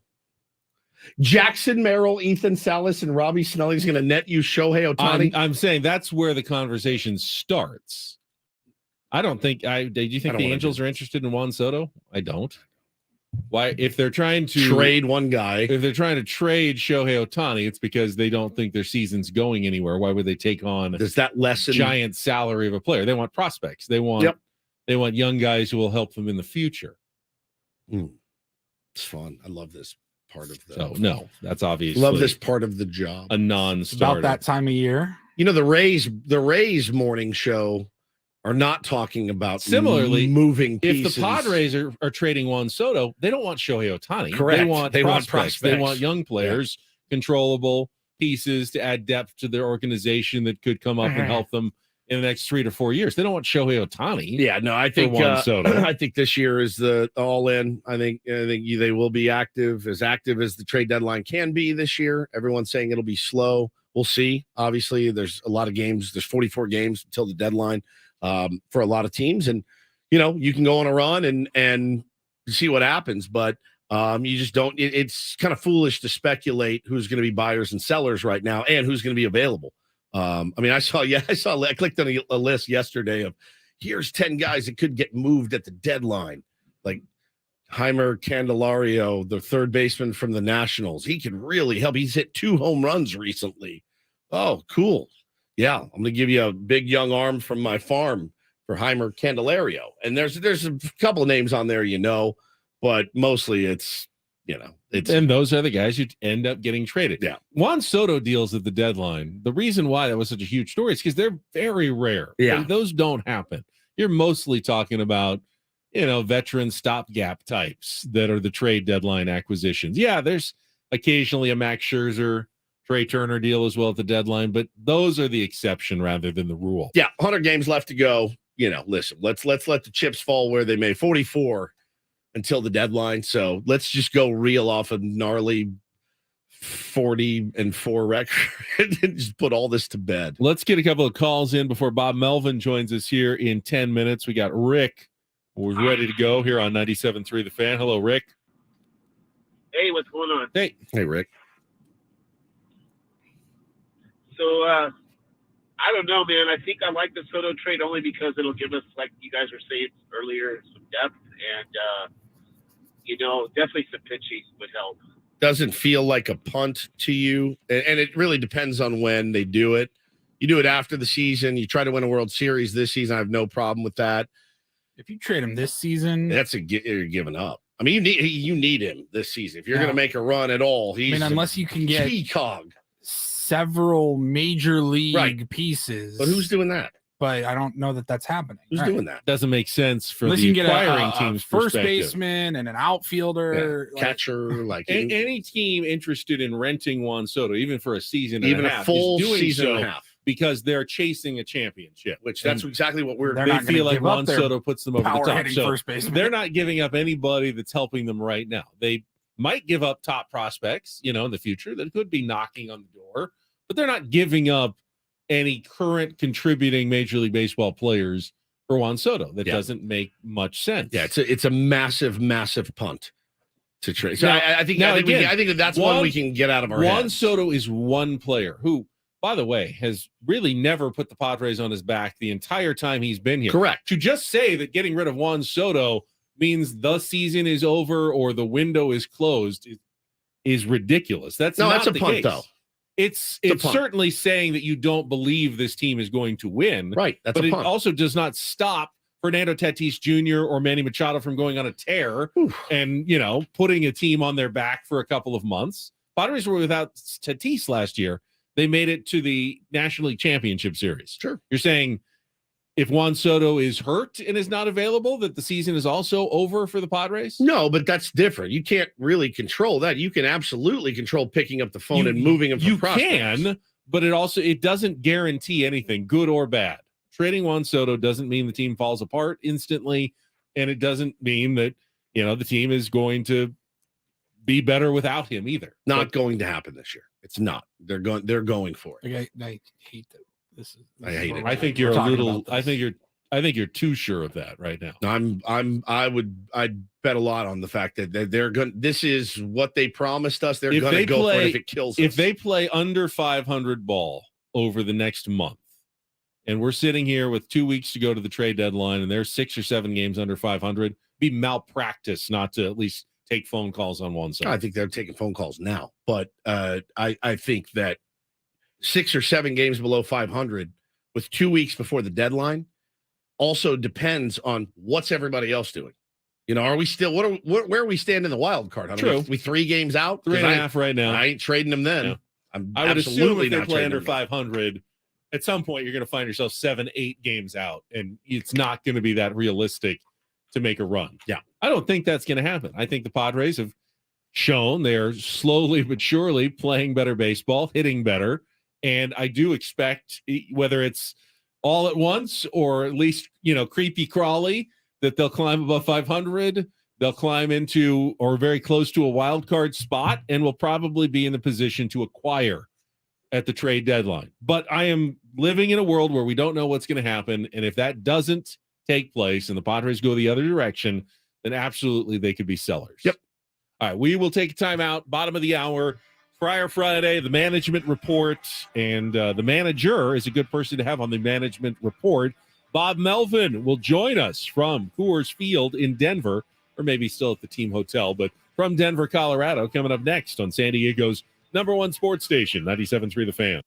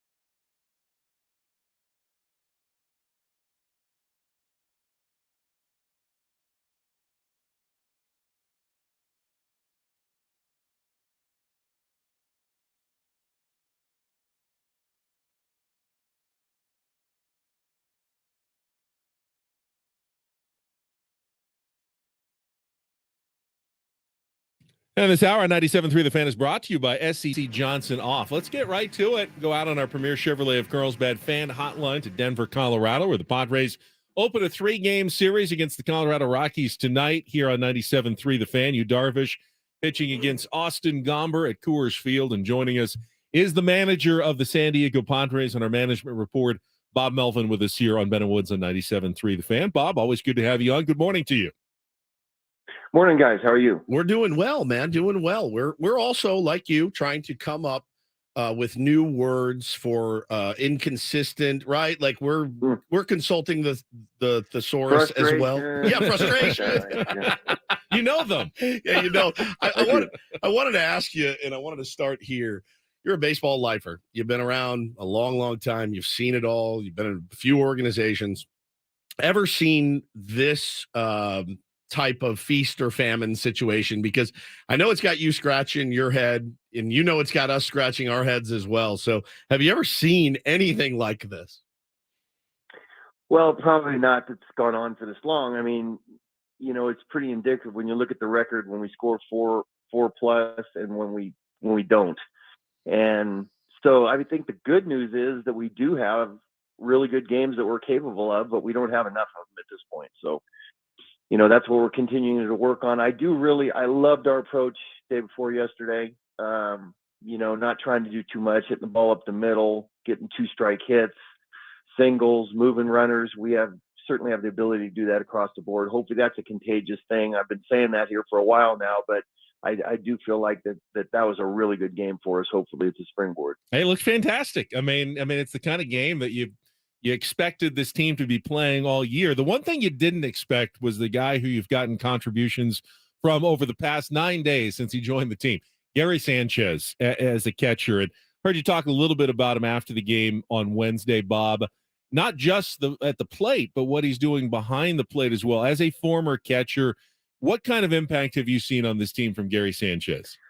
Man, it's been across the board. So you're not really sure what you have coming in. You know, there's ability there. You've seen it in the past, but then something hasn't stuck with several teams here recently. And then he comes in here and, you know, he's hitting in the 4-hole yesterday or the day before yesterday. So, you know, the production's been there. The homers have been there, you know, good quality swings, consistent at bats. But I think as much as I've been impressed by that, maybe even more so with how he's handled the pitching staff, because that's not an easy thing to do. You know, number one, coming into a new team and catching all new pitchers, but you're also coming off of 3 other teams where you had to try to learn pitchers too. So it's not an easy thing to do, and he's done it beautifully, and it's been extremely impressive, especially like you said, since the guy who's caught like me. Has Austin Nola helped with that, which was kind of our theory as to, you know, it's been such a struggle for him, Bob, and I know it pains you, one of your guys, to watch him struggle like he has this season. And he's a hell of a nice guy, hell of a great interview. You know, we've sat down with him a couple of times, but has he been a big help to Gary, kind of getting him dialed in? Yeah, definitely. In the, you know, we have a catcher's meeting before every series, and, you know, it's pitching coach, myself, Ben Fritz, catching guys, and Austin's always, very prominent in those meetings. So I think Gary sees the way he prepares, and Austin helps him with that too. So yes, you know, behind the scenes, Austin's doing whatever he can to help his team, and that's certainly helping Gary out some. And I think Gary would tell you the same thing. Talking to Padres skipper Bob Melvin here on Ben & Woods this morning, and you know, talking about those meetings, because we've talked to you before, and you said, you know, we have got a catcher's meeting before every series.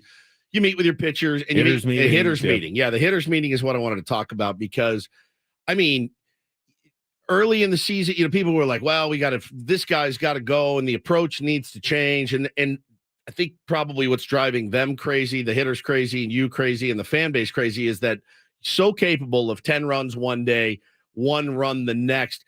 I think, does that speak to how important it is in baseball to just try to stay the course, even as difficult as it can be, because you see it work seemingly every other day? Yeah, I mean, it should. And, you know, it'd be one thing if we were just stagnant every game and couldn't score and just won with our defense and our pitching. But you see, you know, like you said, at this point, it seems like every other day we show a good offensive performance, which certainly belies the fact that we're capable of doing that. Talking about Melvin, manager of the Padres here, Padres and Rockies tonight here on 97.3 The Fan. And Bob, I've heard some whispers of maybe, chemistry problems in the clubhouse. Honestly, I haven't really seen it outwardly. What's your take on your team's chemistry? I'd be surprised if anyone's happy about not winning, but also just, how important is chemistry in your mind to the success of a baseball team? The guys get along great. I mean, it's, and that's something you need when you're up to the ability, is that you don't want in-house fighting. So that hasn't been the case at all. These guys get along great. You've seen all the celebrations with the piñatas and stuff like that. I mean, we just need more of them, but that's not the case. These guys come in every day looking to work hard and get ready for a baseball game and expect to win. We just haven't been consistent enough with that. Does it really matter if guys like each other or not in baseball? I always wondered that, and I think there's different opinions on how important it really is. Well, there have been teams that have not gotten along that have won, so maybe not, but it helps because you're around each other, for basically 7-8 months of the year, and you're traveling together and you're with everybody, the same group every day. So it certainly helps. But that is definitely not the problem with us. What has been your message, if you could share just a general overview? What has been your message to your guys with the win one, lose one, win one, lose one? I mean, it's I know you're frustrated. We hear you say it every day, and I know they are as well. But what's the message like? Do you going into the locker room, and because people will say, well, they're not fired up to play this game, and I'm like, they scored 10 runs the day before that, so they were fired up to play that game. Does Bob forget to talk to them on that day? I don't think he does. How hard has that been for you? Yeah, you always look like you're fired up when you score a bunch of runs, and when you don't hit, you don't look like you're fired up. So, I mean, that's just the way baseball is. But, similar to, like a post game, I'm looking for new material every day in our hitters meetings too. So, and you know what, you can talk to them too much as well. It's one thing in other sports like football, you're going to, every game you get a message pre, you get a message post.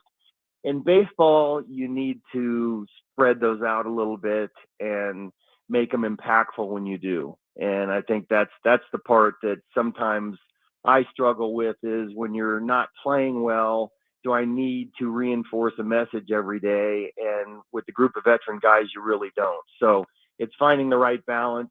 We do have a hitters meeting every day. I usually say something almost every day in the hitters meeting, either a little bit longer, a little bit shorter, and some days I don't say anything. So, it's finding the right balance. But in baseball, you can't do that every day, or you just the message is lost and guys tune you out a little bit. Bob, when we were there in Peoria at spring training doing our show from the back patio, I was surprised at how outspoken a couple of your guys were about where they like to hit in the order. Like most guys, it doesn't really matter, but there's a certain spot. I don't like it here. Xander Bogaerts said he didn't like second, was it? And Juan is the same thing. He said he didn't like second either. And I'm sure you're thinking we can't leave the 2-hole open. Somebody has to hit there, right? So, and then on Wednesday, you had Juan Soto in the number 2 hole where he had not hit well all season long. All of a sudden, he goes 5 for 5. I'd imagine you probably get another chance out of that spot after going 5 for 5. But what is that like for you as a manager, trying to make everyone feel comfortable, but also trying to put the best lineup and get the guys up, that you want up as many times as possible? Yeah, hopefully we got a little hook there with the 5-hit day. But look, you have to, there are a lot of variables involved. You have to understand where these guys, we have guys with track records here that have played quite a bit and been successful. So you want them in the best frame of mind.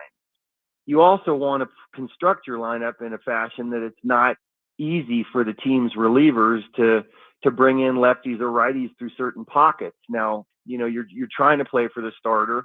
Sometimes starters don't go as long as they have in the past. But you want guys that are comfortable. You want to get your best guys up there as many times as you can. So you try to take all those things into consideration and understand where guys are comfortable and they're not. It does, at times certainly against righties, feel good if Juan hits 2 and Crody hits 5, because now you have 2 righties in between the 2 lefties when you bring in a left-handed reliever. So it's a balance that we, that we struggle with sometimes. We'd like to be able to get a lineup that's pretty continuous, but then against lefties, it's going to look a little bit different too, I don't necessarily, need one to hit in the 2-hole against a lefty if Crony's hitting a little farther down the lineup and so forth. So that's a long-winded answer, but we try to do the best we can with it every day, and we're still trying to do that. Talking to Padre skipper Bob Melvin on Ben and Woods, and it is wild how we had asked you in spring training, man, you must be sitting up at night just grinning ear to ear, thinking about how you're going to construct this lineup. And now you're like, we got to separate every other day. I'm grinning ear to ear. We got to get these pockets separated. It's different, and it kind of begs the question. Ben talked about it a couple of weeks ago, maybe a week ago.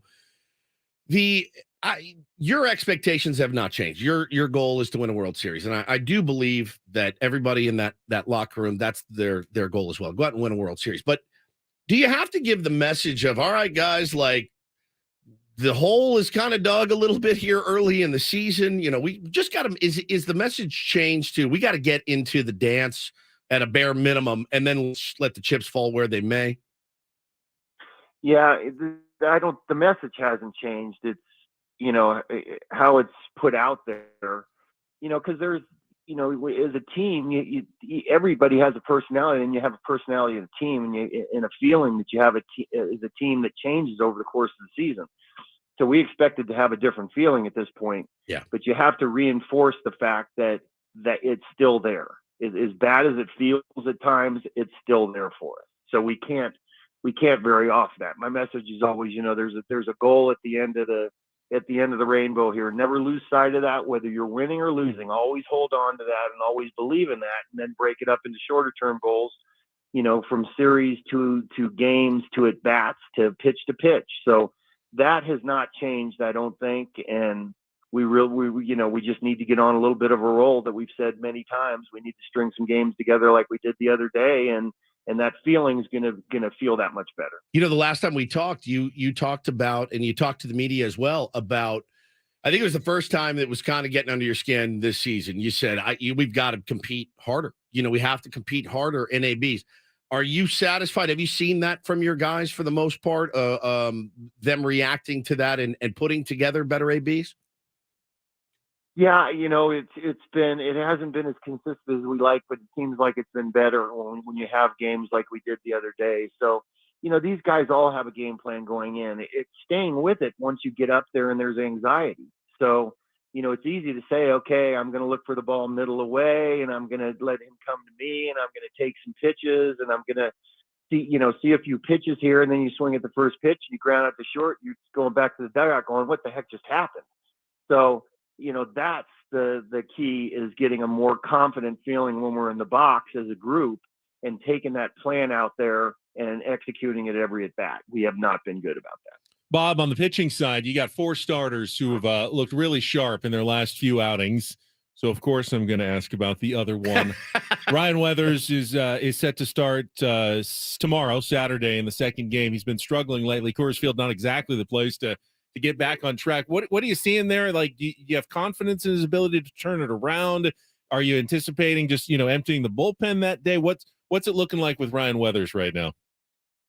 Maybe a little bit of everything. So, he's pitched some good games for us, and he's had some games where he hasn't. And I think it's a theme for our team. So, guys are going to go through periods. They pitch well, they don't. Younger players, it might be a little bit more extreme at times. His last outing was not his best, so he's looking to perform better. We'll see how our bullpen's constructed on that day. Sometimes here in Colorado, the bullpen gets beat up a little bit. You have to be patient, but we'll have a plan going into tomorrow's game, and he'll know what that plan is, and he's going to be starting that game. And I know he wants to put the last game or so in the rearview mirror and start pitching like he did, earlier in the season. Last one for me, Bob. The health of Xander Bogaerts, and he's a gamer. We know that. Manny's the same way. Those guys don't want to go on the IL. They don't want to not be on the field and in the lineup trying to help the team win. An injured Manny, an injured Xander hurts the team sometimes. Sometimes they can rise above it, but how hard is that for you to manage when you're like, you probably need a rest, and they're like, I don't want to rest. I need to be in the lineup. How difficult is that to navigate for you? And how's Xander feeling? Yeah, today's a big day for him as far as that goes. So with the off day, the the anticipate or the hope is that he's going to be able to play today. If not, then we're probably going to have to look to do something different. But I know the last couple of days he felt better, and these type of things can turn a corner really quickly. And he said that to me often when he's had, little stuff like this. All of a sudden there's a day and it's, you turn a corner and now you feel good for an extended period of time. We're hoping that's today. And I have a pretty good feeling about that. So we'll see where that goes today. Well, the good news is you show up at Coors Field, you can go 5,000 feet. That's nothing. We've already done 9,000 this season. Exactly. So No doubt. Good luck this series. And had success there. Right? Exactly. right. Exactly. Good luck this Yep. weekend. Bob, we'll see you back at Petco Park next week. Thank you so much. You got it. Thanks. There is Bob Melvin, manager of the San Diego Padres. Our management report on our Premier Chevrolet of Carlsbad fan hotline.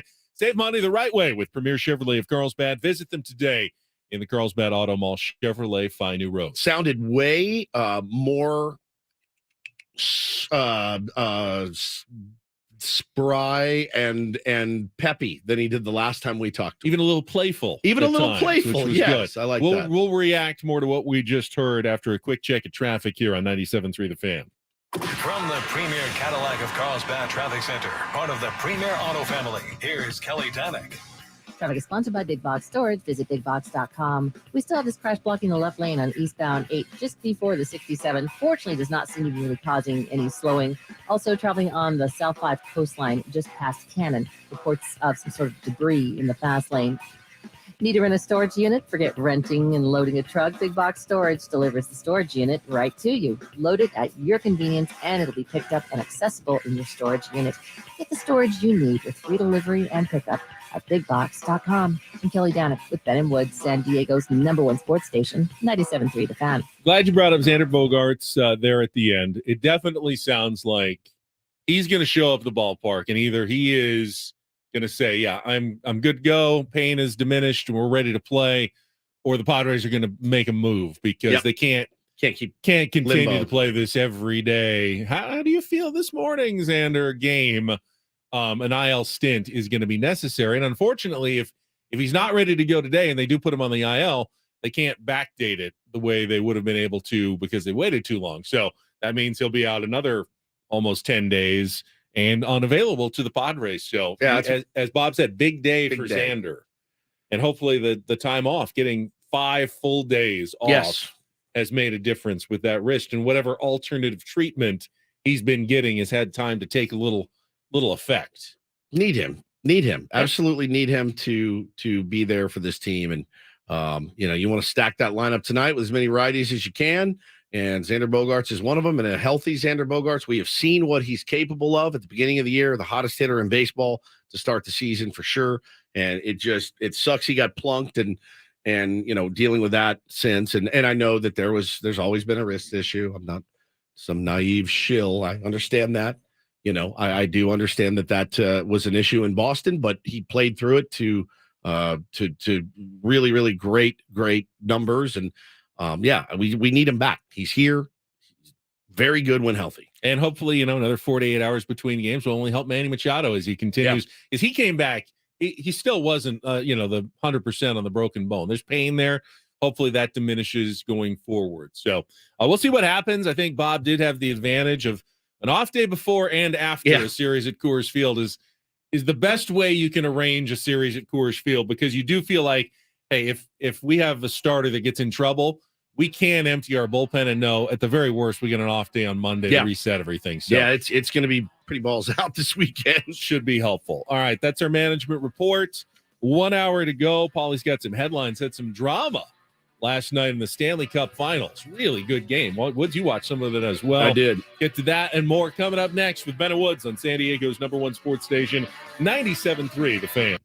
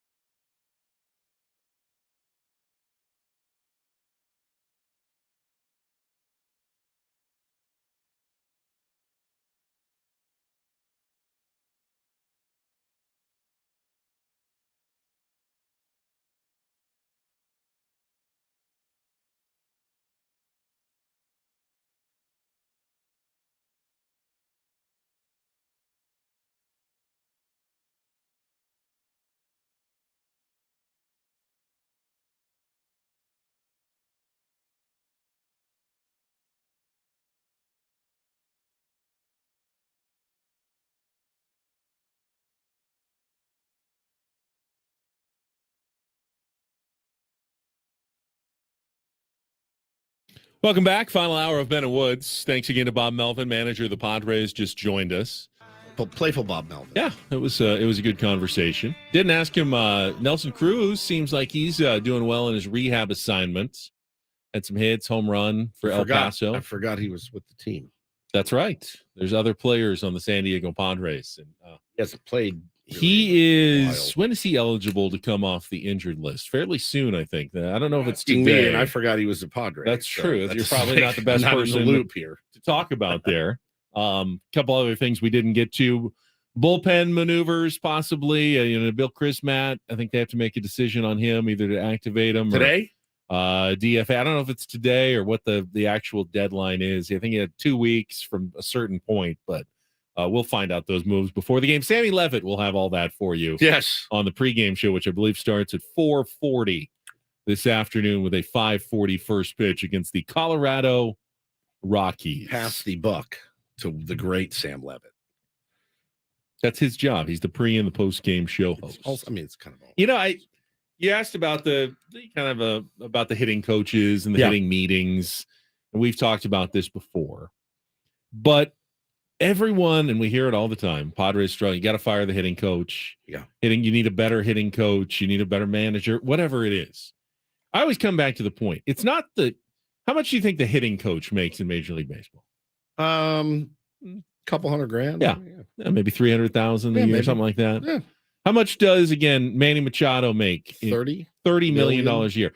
If the hitting coach was so important, if a really good hitting coach could add 20 points to your team average, do you know what the hitting coach would make? He'd make the 30 million, and the players would make like 300,000. No, they wouldn't. But you know what I'm saying? Though? Yeah. The disparity of I think we as fans put so much emphasis on how impactful these coaches can be.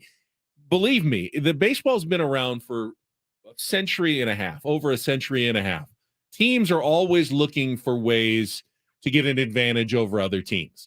If they really thought that, hey, if we just hired the best hitting coach and the best manager, and that would make us, World Series champions every year, they'd pay their manager $50 million a year. Yeah. No, there'd be owners that would have no problem doing that if they knew there was value in that. But the value is in paying your players a lot of money, and you hope you get good stuff from your coaches. Yeah, I mean, you see what coaches can make in football and college football, and college football coaches make a ton. You know why? They have a bigger impact, I think, on their team. And you can't directly pay the players. You can kind of now, but yeah. In terms of both recruiting, scheme, and culture, a college football coach is infinitely more important than a baseball manager or a hitting coach. I just think that's the way it is.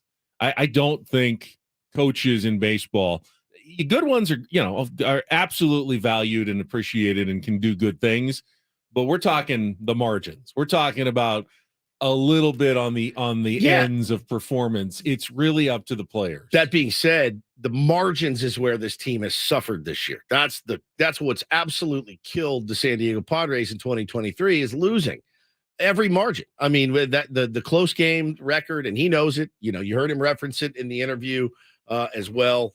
And I wanted to ask that question to him and to Padre fans out there again. Are you a good team when you score 10 runs, or did you get lucky? And then are you a bad team when you score 1 run, or are you bad? Then you score 10 runs again, so you're good again, and then you're bad the next day. You're good, lucky, you're bad. Unlucky, good coach, bad coach, good manager, bad manager. I can think of moves that Bo Mel has made this year where I scratch my head. I can think of moves he didn't make that's where you scratch your head, certainly. And you feel like some of the buttons last year were all pushed perfectly to get them where they wanted to be until, again, the playoffs where we questioned some of Bo Mel's moves or non-moves in the playoffs. It's going to happen, Ben, until the World Series trophy is hoisted. Yeah. That's it. 29 teams at the end of the year are always going to be questioning the moves that they could have made that they didn't make. Bo Mel hoisting a trophy in San Diego means what? Means he managed perfectly. Perfectly. No, well, perfectly. That's the ultimate goal. You were a perfect manager this year. Perfect. Can teams Do teams win in spite of their managers sometimes? Absolutely. Well, that's what I'm saying. I mean, Absolutely. But there's lose no a more lot- criticism. Do you lose a lot of games on your way to a World Series title? Yeah, You do. Every team does. Yep. And more than likely, you're going to lose some playoff games as well. And some of them are going to fall on the manager and his pitching decisions, and a lot of them are going to fall on the hitters and the fielders and the pitchers. But I loved that interview. I did. I'm very happy with that interview today. I like where seemingly his head is at, and I did like that he talked about the vibe of the clubhouse is good. Again, I don't know that he's going to tell us it's bad. I mean, he backed what AJ Preller said as well, that there are no chemistry issues. The guys all like each other. They get along. That's not the issue, according to people inside the organization. For At sure. least the people speaking out loud inside the I mean, what organization. choice do I have but to take them at their word? I mean, have you seen? I haven't. Have you seen outwardly? I've seen it before. Any sign? Yeah, we've seen it other seasons. We've seen it before. This Tommy season, Pham though, trying to kill guys on our own team. I've seen that. This season, have you seen anything on the field that looked like bad chemistry? I haven't. I really haven't either.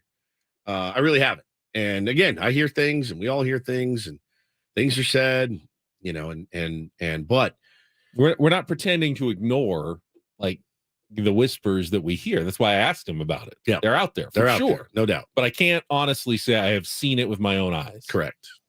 All right, let's see what else is going on. Paulie? And get things started here with our today's edition of the Reindl Report. Now tuned into the greatest. Welcome to the Reindl Report with Paul Reindl. Hi, Paul. All right. 2 stories from the world of sports that we haven't gotten to yet. We'll start off in Major League Baseball. And 1 story that you didn't know you needed. Are you laughing, biatch? It's the Reindl Report Hey, Paul, how you doing? Okay, how are you? on 97.3 The Fan. Are you ready to bless the mood? I need some help, please. That was good. Can I get a yeah? Oh, yeah. All right.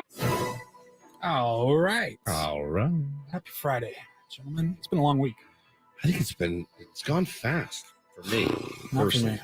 It's been a long week. But That golf tournament and the fair, and you got a lot done this week. I did. sure did.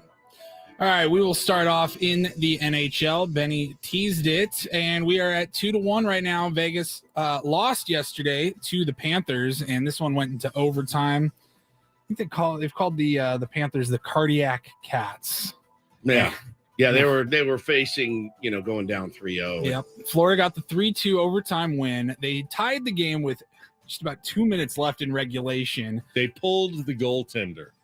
I always think that's always desperate time. Oh, yeah. Terrifying. It's an empty net. You're adding an attacker, but if anything goes wrong, you've lost the game because they're gonna score. It worked. Florida went on to win it in OT. That pushed their overtime record to 7-0 in the playoffs.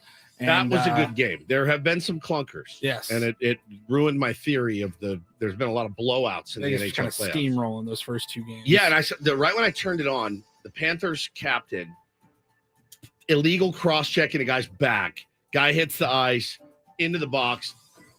A minute later, Vegas scores. I'm like, man, what a bonehead penalty by the captain of the Florida Panthers in a game where you absolutely have to have that game.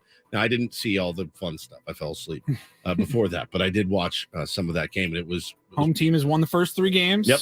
Vegas has the 2-1 series lead. They stay in Florida for game 4, 5 p.m. tomorrow night. on Remember TNT. how stressful the NLCS was when the Padres were down 2-1 to the Phillies? Yes. Imagine having 2 teams at the same time down 2-1 in their championship series. Because if you're a Miami basketball and hockey fan, both of your teams are down 2-1 in the championship series at the same time. It's ridiculous. Kill me. It's ridiculous. Oh my God. I didn't really think of it like that. That happened to Philly last year too, didn't it? I think so. Was they didn't have both the. It was something. It was No, they certainly didn't have the 76ers in the final. Well, the Phillies in the World the Series. timing is all off. It's off, yeah. But not at the exact for same football. time. They Right, had right. their They did the have Eagles they had the were in World the Super Series. Bowl. Yeah, the World Phillies in the World Series, Series in October. and then the Eagles. Eagles were 5 Yeah. games in. Yep. But and not then- at the same time. Right. Same time would suck. day after day, the stress of that. Tonight, it's game 4 of the NBA Finals, 5:30 in Miami. Must win. I mean, if Miami falls down 3-1, has to go back to Denver for Game 5. I'm winning another $10 from Wood. You're You're up $60 You're up. up 50. But if Miami wins tonight, you win that bet.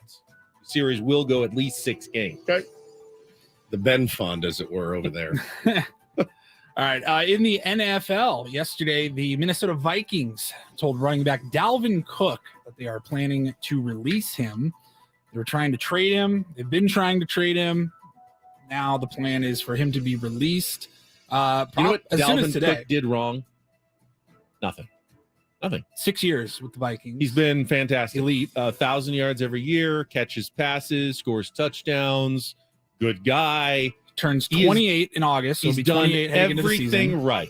He was set to take a $14.1 million in cap space. His reward for being productive, for doing everything he's been asked, is his own team doesn't want him and no other team wants to trade for him.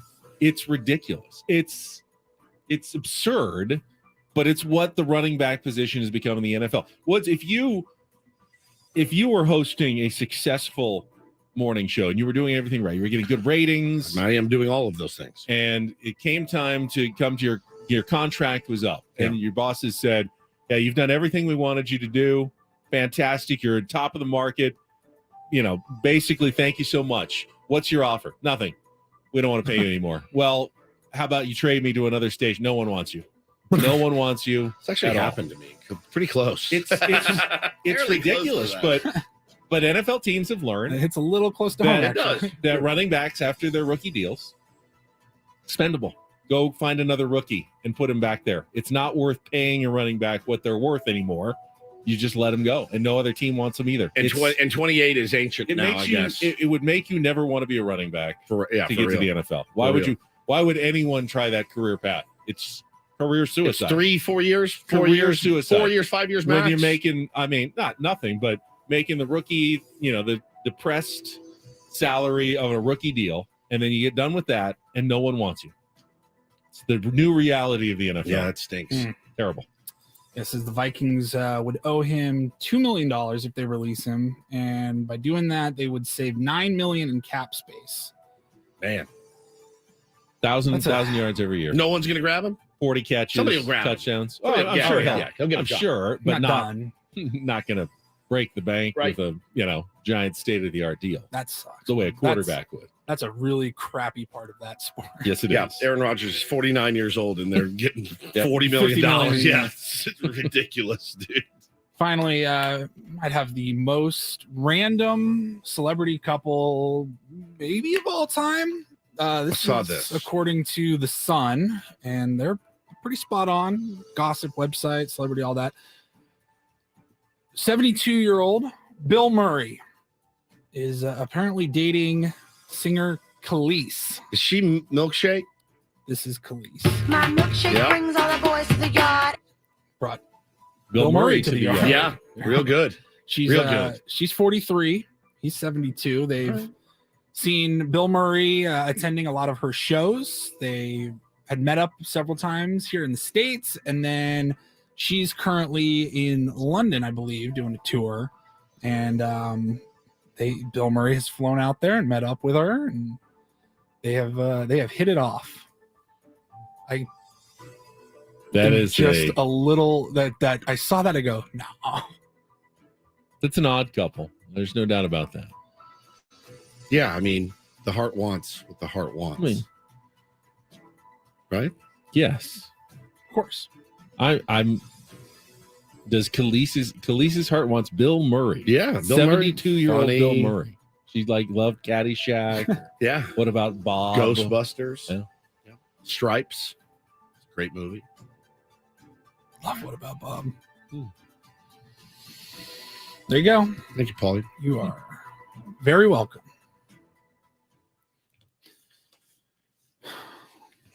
I'd like to get into Paul's recap at some point Just gonna bring that up. because I feel terrible about something I said on this show. I was going to justify Okay. a lot of things that you said. What was that? About a week ago? About a week ago. Yeah, we'll get into that next. Am I missing something? Yes. Yeah, you are. Because I'm looking at his recap and going, Well, just come to work on time. hear about all the fun things we have planned. So. Fair enough. All right. Well, tier ones, we're all in this together. We'll find out when we come back after a check of traffic here on 97.3 The Fan.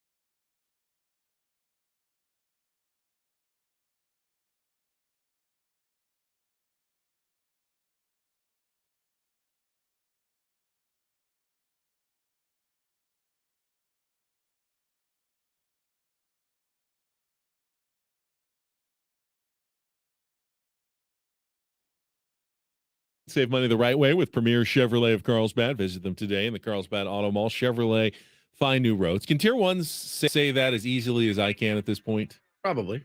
Good. Yeah. Repetition. Yeah. Reach equals retention. Yeah. Frequency. Got a couple of soccer games tonight. The Loyal are at home. They've got Sacramento Republic FC coming to USD, the first place team in the USL, visiting town tonight. So a big game for the Loyal.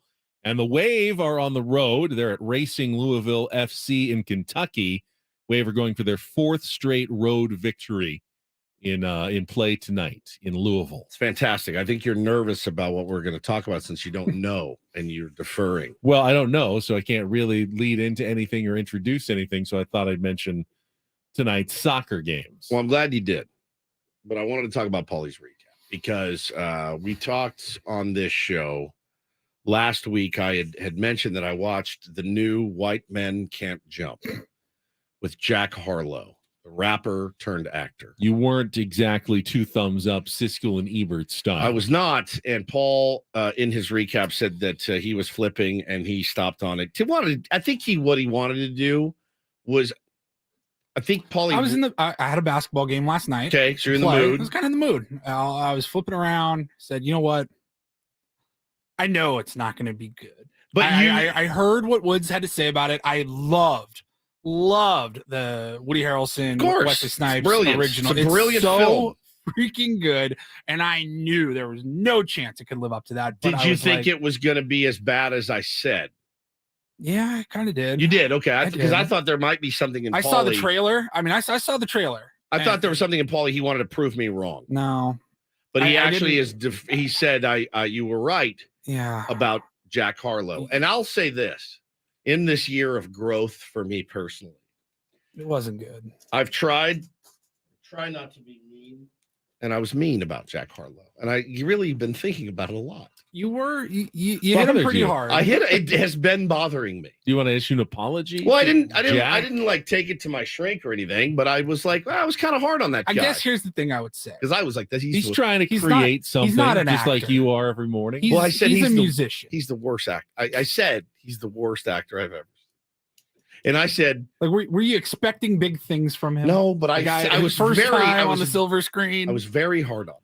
And I said, Steven Seagal is 50 times the actor. And I think I even insulted him personally and called him broccoli head because he does have the broccoli headed haircut that I loathe. It brings out a rage in me and it clouded my judgment. And I didn't even feel good when Paulie said Woods was right in his recap. It didn't make me feel good. You like to be right. I felt bad. I have felt bad about myself about going after Jack Harlow's acting abilities. And I thought, in my brain, here was the conversation. Who are you? You don't know anything about acting. You couldn't act your way out of a paper bag. I don't think I would have any sort of acting. Armchair acting coach. Yeah, armchair. I'm basically no better than the guy sitting in his basement watching Juan Soto hit, telling him what he's doing is wrong.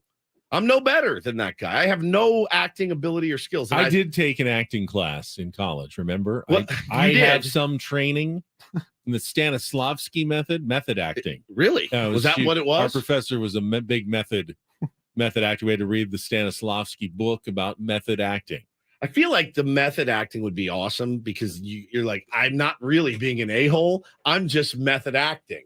Why are you taking all those drugs? I'm not. I mean, I am, but it's for a role. Yeah. If people don't know, so method acting. Are you explaining method acting? I am. Okay. Doesn't it need to be explained to people or no? I think so. Everyone knows what it is. It's essentially you're not pretending to be whatever your character is. You are actually like living it. You're going to that place. Like if your character is an angry, bitter person, you try to become an angry, bitter person. You don't try to project what you think an angry, bitter person would sound like. You actually try to get into that character and be that person. Daniel Day-Lewis, one of the world's best at method acting. Christian Bale, one of the world's best at method acting. There's a lot. I mean, a lot. But it's hard to just turn it on and turn it off. Yeah, imagine a guy playing a role where it's like a psycho, right? And then he's just like, they're like, cut. And he's like, hey, you want to go grab a beer? You're like, whoa, like that's real. That's talent in and of itself too. But the method acting thing. But I really, Paulie, I've been feeling bad about. I was very hard on him. Now maybe I was clouded because I watched 8 Mile and I thought Eminem knocked it out of the park. But that's his own story. It wasn't a big stretch. Yeah, that was not a big stretch. It's easy to be a method actor when you're telling your own story. Correct. You're supposed to be, or just you acting in that situation. With, Kendall from Succession. Yeah, Jeremy. Crap. Jeremy Strong. Yeah. Unbelievable method actor. You believe it when you see it. So, but I got me thinking, like, I don't know what kind of actor. Do you think now I know you took a class, but do you think you could it was a whole semester worth of classes. Well, I don't think it's just one class for for 2 hours you studied acting. I auditioned for a acting school in Dallas. I didn't know this. Yeah. An agency acting school. What was your ultimate goal? To be an actor. To be an actor. Yeah. Even though you hadn't studied. This was you were going to study acting and then become. Hang on. You guys didn't know this? Hang on. Bring it you didn't back. know this? Bring it back. Bring it back. What? Yeah, there's an acting school in Dallas called the Kim Dawson Talent Agency. And I mean, we talk on the phone 7 days a week. We have worked together every day for 5 I'm the years. one who has held back information. Yeah, I thought you would share. I've learned everything. a lot about Woods this week. I learned you had a Hawaiian shirt phase. I did. That's true. And now you wanted to be an actor. In an acting phase. Badly. Well, it was all a ruse just to get to California. I always wanted to live in California. And that I figured was the best way to do it. Going to Acting Hollywood. or musician, hairband. Yeah. Hairband. Wasn't a way to meet ladies. No, I wanted to do it because I didn't want to go to school and work. I want to do something. Not that that's not work. I'm not saying that. I'm just saying that I was interested in that. And I didn't know. And I was much thinner and more attractive at the time. I was probably 19 or 20 when I did it. And my dad, I'll never forget, man. I go in and they give me a scene. And I go in and I do the scene. And she gives me a couple little notes. And I do the scene again. And she's like, that was good. It was good. And I was like, cool. And they're like, we'll give you a call. And so I went home and they called me and they said, yes, we would love to have you here as a student at Kim Dawson. And I said, great. And I went to my dad and I said, this is what I want to do. And my dad looked at me and he goes, I love you and I support you. You do realize they'll take anyone. And I go, he's like, the tuition's like $5,000 a semester. I don't know that they'll take, they probably don't turn anyone away. It was a very harsh lesson in reality. Right. And I guess I didn't think that one through. They didn't want me because of my merit. They wanted my $5,000 a semester. But did they end up turning you away anyway? No. You were accepted. They would have accepted me. Okay. And my dad said, I'd like you to not entertain this anymore and just go back to school. So get a real job. And that's what I did. You said something that I think we all kind of stop wasting my money. Believe in. You said I was younger, more good looking. Yeah. You feel like, hey, if you want to be an actor, you better be handsome. At least to start. But watch a movie. I know. There are a lot of ugly, they need characters, like weird looking people. How do you end up in acting? Steve Buscemi's made one hell of a career. Exactly. Amazing. Like, hey, I am one weird looking son of a gun. I want to get into acting. But there's plenty of roles for strange looking people. There's nothing villains. There's nothing outstanding about me. No, you're too just in the middle. Yeah, I'm just you're a not, guy. You're not like the stunning lead man, right? But you're also not. I'm not some weird, kooky, googly eyes. I think if you were born just a guy 10, 15 years later, it could have worked out. I do feel like there are a lot of actors, mostly comedians, I think, where and maybe that's just they're so good at acting. It feels like Seth Rogen, for example, watching his new show. Feels like he's just Seth Rogen. Yeah, he wrote that show and stuff, didn't he? His buddy did.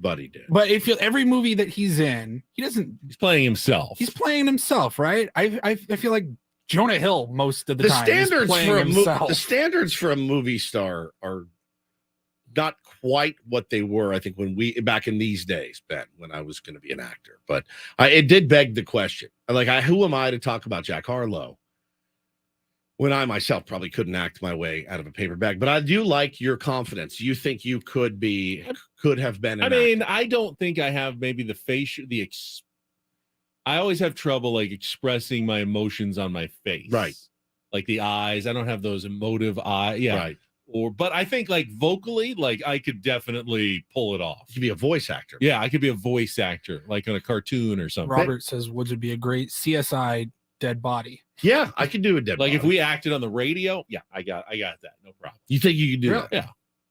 We'll put it Interesting to the you say that. test. That's where this was going. Okay. Yeah, we'll put it to the test next and wrap up the week in a fun way.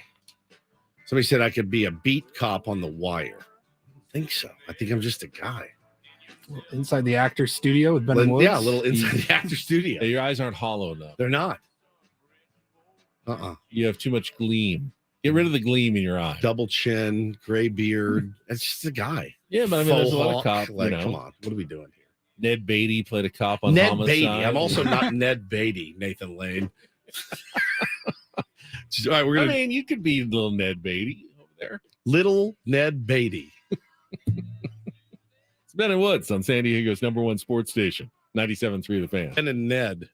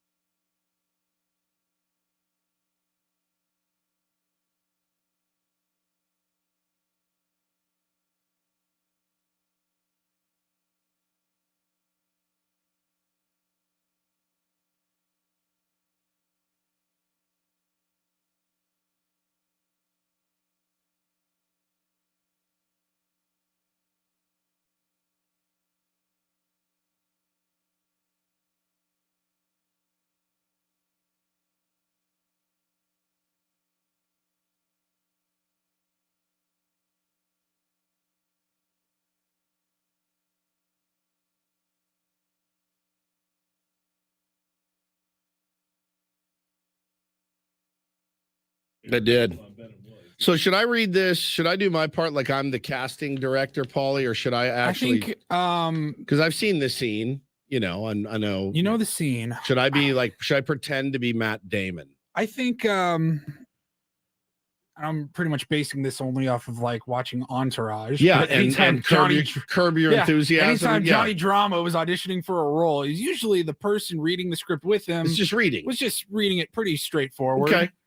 I need Ben though to not try to be Robin Williams. Right. But Ben.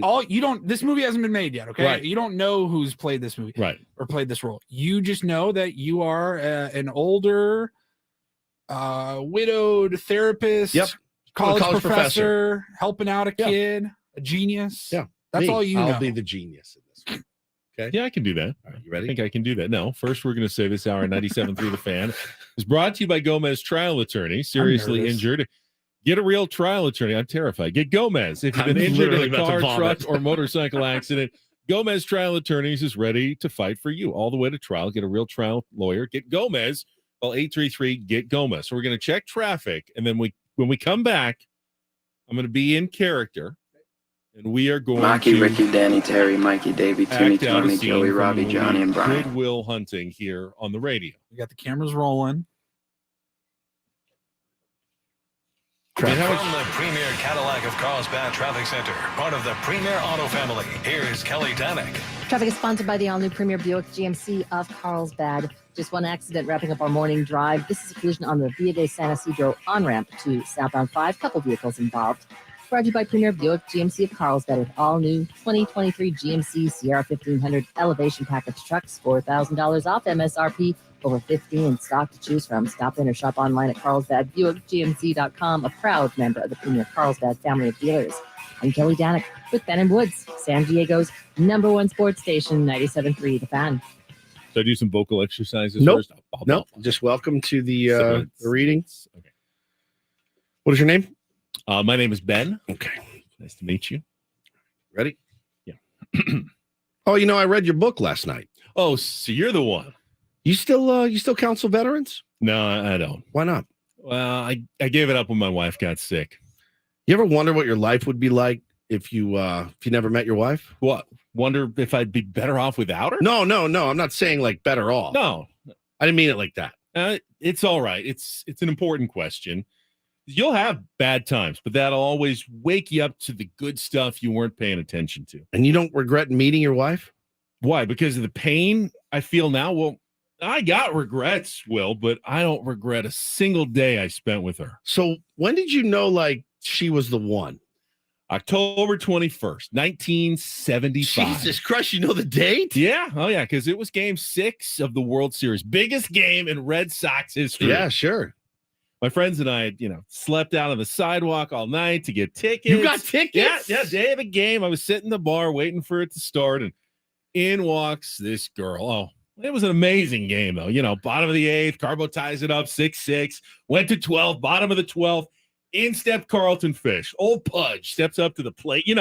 Got that weird stance. Yeah. Bam! It clocks it. High fly ball down the left field line. 35,000 people on their feet yelling at the ball. But it's not because of Fish. He's waving at the ball like a madman. Yeah, see it. He's going, get over. And it hits the foul pole. Oh, he goes ape. And 35,000 fans, they charge the field, Yeah, he's bowling people out of the way. Get out of the way. Get him out of the way. Banging people. I can't believe you had tickets to that game. Yeah. Did you rush the field? No, I didn't rush the bleeping field. I wasn't there. What?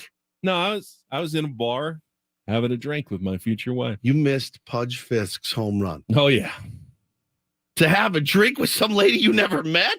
Yeah, but you should have seen her. She was a stunner. I don't care if... Oh, no. She lit up the room. I don't care if Helena Troy walks in the room. That's game 6. Helena Troy. Oh, my God. Who are these friends of yours? They let you get away with that? They had to. Well, what'd you say to them? I just slid my ticket across the table and I said, sorry, guys. I got to see about a girl. Got to go see about a girl? Yeah. That's what you said. And they let you get away with that? Oh, yeah. They saw it in my eyes that I meant it. You're kidding me. No, I'm not kidding you, Will. That's why I'm not talking right now about some girl I saw at a bar 20 years ago. And now I always regretted not going over to her and talking to her. I don't regret the 18 years I was married to Nancy. I don't regret the 6 years I had to give up counseling when she got sick. And I don't regret the last years when she got really sick. And I sure as hell don't regret missing the damn game. That's regret. It would have been nice to catch that game, though. I didn't know Pudge was going to get homer. That's pretty good, Benjamin. I got to give you a round of applause for that. Thank you. That's pretty good. A little announcery, right? A little bit announcery, a little bit, in your – you think – because all you can think of is Robin Williams doing it. A little bit. And how I don't sound like Robin Williams. No, I know you that. do not. And I can't do a Boston accent, really. So. That was really good. Thanks, though. It was good. I thought the motion was there. We're going to pass. But yeah, I mean, thanks for coming in. Well, if you have any other roles that you might we don't. We don't. think of it, think of me, please, in the future. My agent, you can get a hold. Yeah, I do. Hold of my agent. Let me know if you've got some other opportunities in the future. It was a pleasure to come in and read for you today. Sir. Thank you. Actually, we're going to let Robin Williams in. He's coming in next. Great. No wonder I didn't get the part. That's so hard.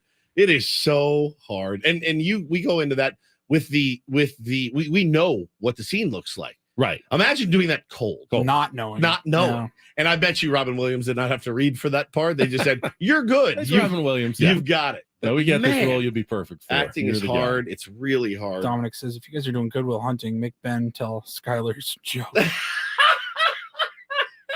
Give us a kiss. Oh, Mary. Mary, I love you. I love you. Mary, you know what I really want? I want you to give me. Give us a kiss. Can't believe we get paid for this. Oh man, that is phenomenal. Give us a kiss.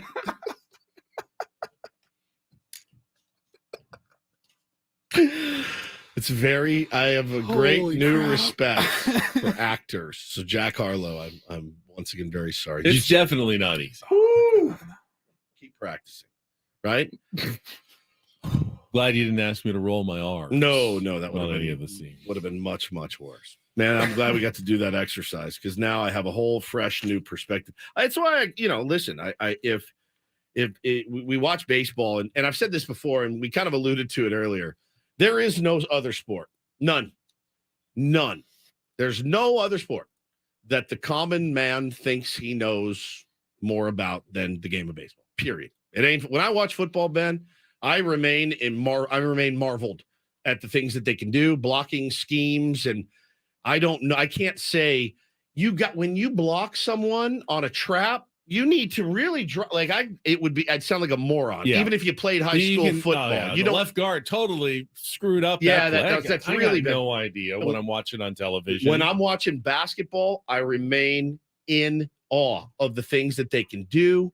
When I watch golf, I don't look at someone and say, "Oh, well, I know why you missed that putt is because your eyes weren't over the target." Whatever. Like baseball is that one sport where every Tom, Dick, and Harry sit on their couch. I'm guilty as the next guy and say, "Oh, this is easy." You obviously don't go to Tim Hill there. You go to so-and-so after the guy hits a 3-run home. Now, not in terms of like, oh, I know what he's doing wrong with that slider. Why he's not spinning it as much. You see that more. I think it's mostly strategy.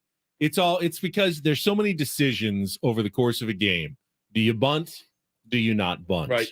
There's so many calls that everyone has an opinion in on. Football, do you run? Do you not run? No, you see it a little bit. In football, everyone thinks they could be the offensive coordinator and call the plays, for sure. Not as bad, though. Not as bad as you don't see I'd say a lot more people probably played some sort of baseball at some point. Yes. And coached some sort of baseball at some point. But, it's like the acting thing. Go manage or go coach or go play just one time or for a season or whatever to get some perspective. That's part of the reason we did that. I wanted to get some perspective on just how difficult that would be to actually have to do in front of a camera and people, and you're trying to sound. I'm sorry, I made it look so easy. You did. Yeah. You really did. Yeah. If that therapist was in fact a broadcaster, you would have nailed that ex-broadcaster. If I was looking at if every role I played was ex-broadcaster, now a doctor. Correct. Ex-broadcaster, now a lawyer. Bring in that man's shirt right away. Right? Like that. You would crush that. You would crush those roles, to be sure. But yeah, it is an interesting. Back to you in the ICU. Let me just wash up my hands here right quick. No, everybody does think that they know that they know they hit on a player, they know what pitch they should have thrown. It's just it can be a little bit overwhelming at times.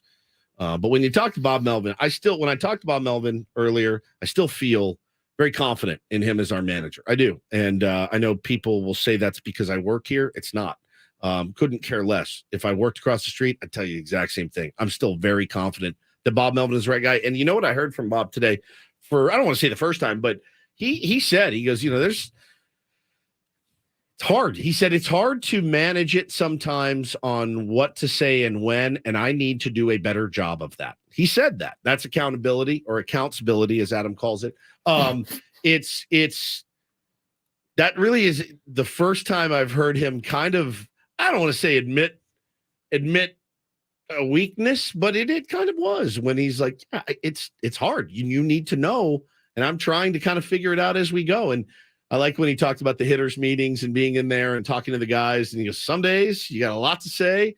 Some days you don't say a word, and that's a hard, because the one thing I can say with 100% certainty, and I've heard it from big leaguers before, I've heard it from minor leaguers before, the constant speeches don't work. They just doesn't work. In an 162 game season, plus spring training, plus playoffs potentially, the last thing you need is a big, fiery, rah-rah motivational speech. But if you don't say game. anything and your team comes out and plays flat, not a good game, you're probably thinking, yeah, I should have said something before this game. Yeah. So it's not, there's no direct correlation. Well, the games where Bob Melvin gives a nice, they win because he do it every day. They win, and the games where he says nothing, they lose. It doesn't work. Some days they win, some days they lose, and I'm sure it's different behind the scenes what's going on those wins and losses. Don't win or lose, you tie. Sometimes you tie. Sometimes you really tie. Sometimes when you tie, you really win or lose. It took me 100 years to learn in baseball that level-headed and level attitude. Don't get too high. Don't get too low. It took me my whole life to learn that you don't slam your bat down after every strikeout. You don't throw your helmet into the dugout after every strikeout. That's going to grate on your nerves and grate on your teammates' nerves. And just like Bob Melvin doesn't go in after every single loss and flip a table over, and just like he does it after every, which is why, like, we actually thought, hey, the piñata, and he brought up the piñatas and stuff. It was almost like we may be going a little too hard after each win. You have to kind of stay a little, and you've noticed they don't really do that after the wins anymore, because you do have to stay pretty calm, win or lose. That's hard. It's a hard thing to get. All right. Just as a reminder, last 9 games the Padres have played, they've scored 9, 1, 10, 1, 6, 1, 5, 1, and 10. Would you care to set an over/under number for me for tonight's game? For $10 bet? Yes. Yeah. I mean, I'm not expecting 1.5. That seems ridiculous. It's Coors Field. All right. Do but 3.5. 3.5. Yeah. I'll take over. I have to take the under, don't I? Because I picked last. Yes, it's my turn to pick. I'm going to lose this bet, I think. You All want, right, I'll you take want it. to set it higher? The 4.5. Over. Okay. I just gave you a free point right there. Yeah, I'm not doing it again, though. 4.5. Taking the over. All right. I'll have to take the under because it's my turn to take the under. I mean, the pattern says they score 1 tonight. There's And no way. If they score 1 tonight against Austin Gomber at Coors Field. Jesse Agler said he's not going to work tomorrow. So I don't plan accordingly. I don't know what to say anymore. Then baseball makes no sense. Yeah, you'll be off to Catalina, so it really won't matter what you have to say because Paulie and I will have to say it on Monday. SOB. Let's end the week, though, a good week, with one of the best bits we've ever done. Things Ben likes. I like good, juicy, sweet strawberries. I like a good marching band. I like a good thin pancake. I like a Nickelback song or two. I like a barbecue chicken pizza. I really like those seeds. I like a midnight buffet. I kind of like the smell of soft scrub. I like more of a small derriere. I like cake. I like Ed Sheeran. I like both a hamburger and a cheeseburger. I like clocks. I like how I've kind of set up my life. I like grasshopper pie. Oh no, I like it creamy. I like good firm banana. I like just looking out at the sea. I like eating. I like moist. I like curry. I like big butts. I like fried Brussels sprouts. I like more of a firm filling. I like corn. I like Nordstrom. I do like musicals. I like pepperoni. I like nice hotels. I like Nick getting a start today. I like nuts. I like Steph Curry. I like that song. I like Squirt. I like Saki. I like San Diego State. I like Straight Up, Paul Abdul. I like the beef and broccoli. I like to mix it up. I like Science Experiments. I like that song. I like the crispiness of the waffle. I really like cheese. I like the little lunch meat. I like very straight lines. I like cannelloni. I like a well-crafted headline. I like brown sugar. I like maps. I'll say I like Justin Turner. They'll do it. I don't know. I think it's better than Flubs I now. did too. It's so good. Have a good Can we weekend, add to guys. that, Paulie? Yeah. We can. We've missed about a And million we did. already. It's the Italian Paul here coming in next. Coach John Quintero for Paulie and Woods. I'm Ben. Have a great weekend from all of us here at The Fan.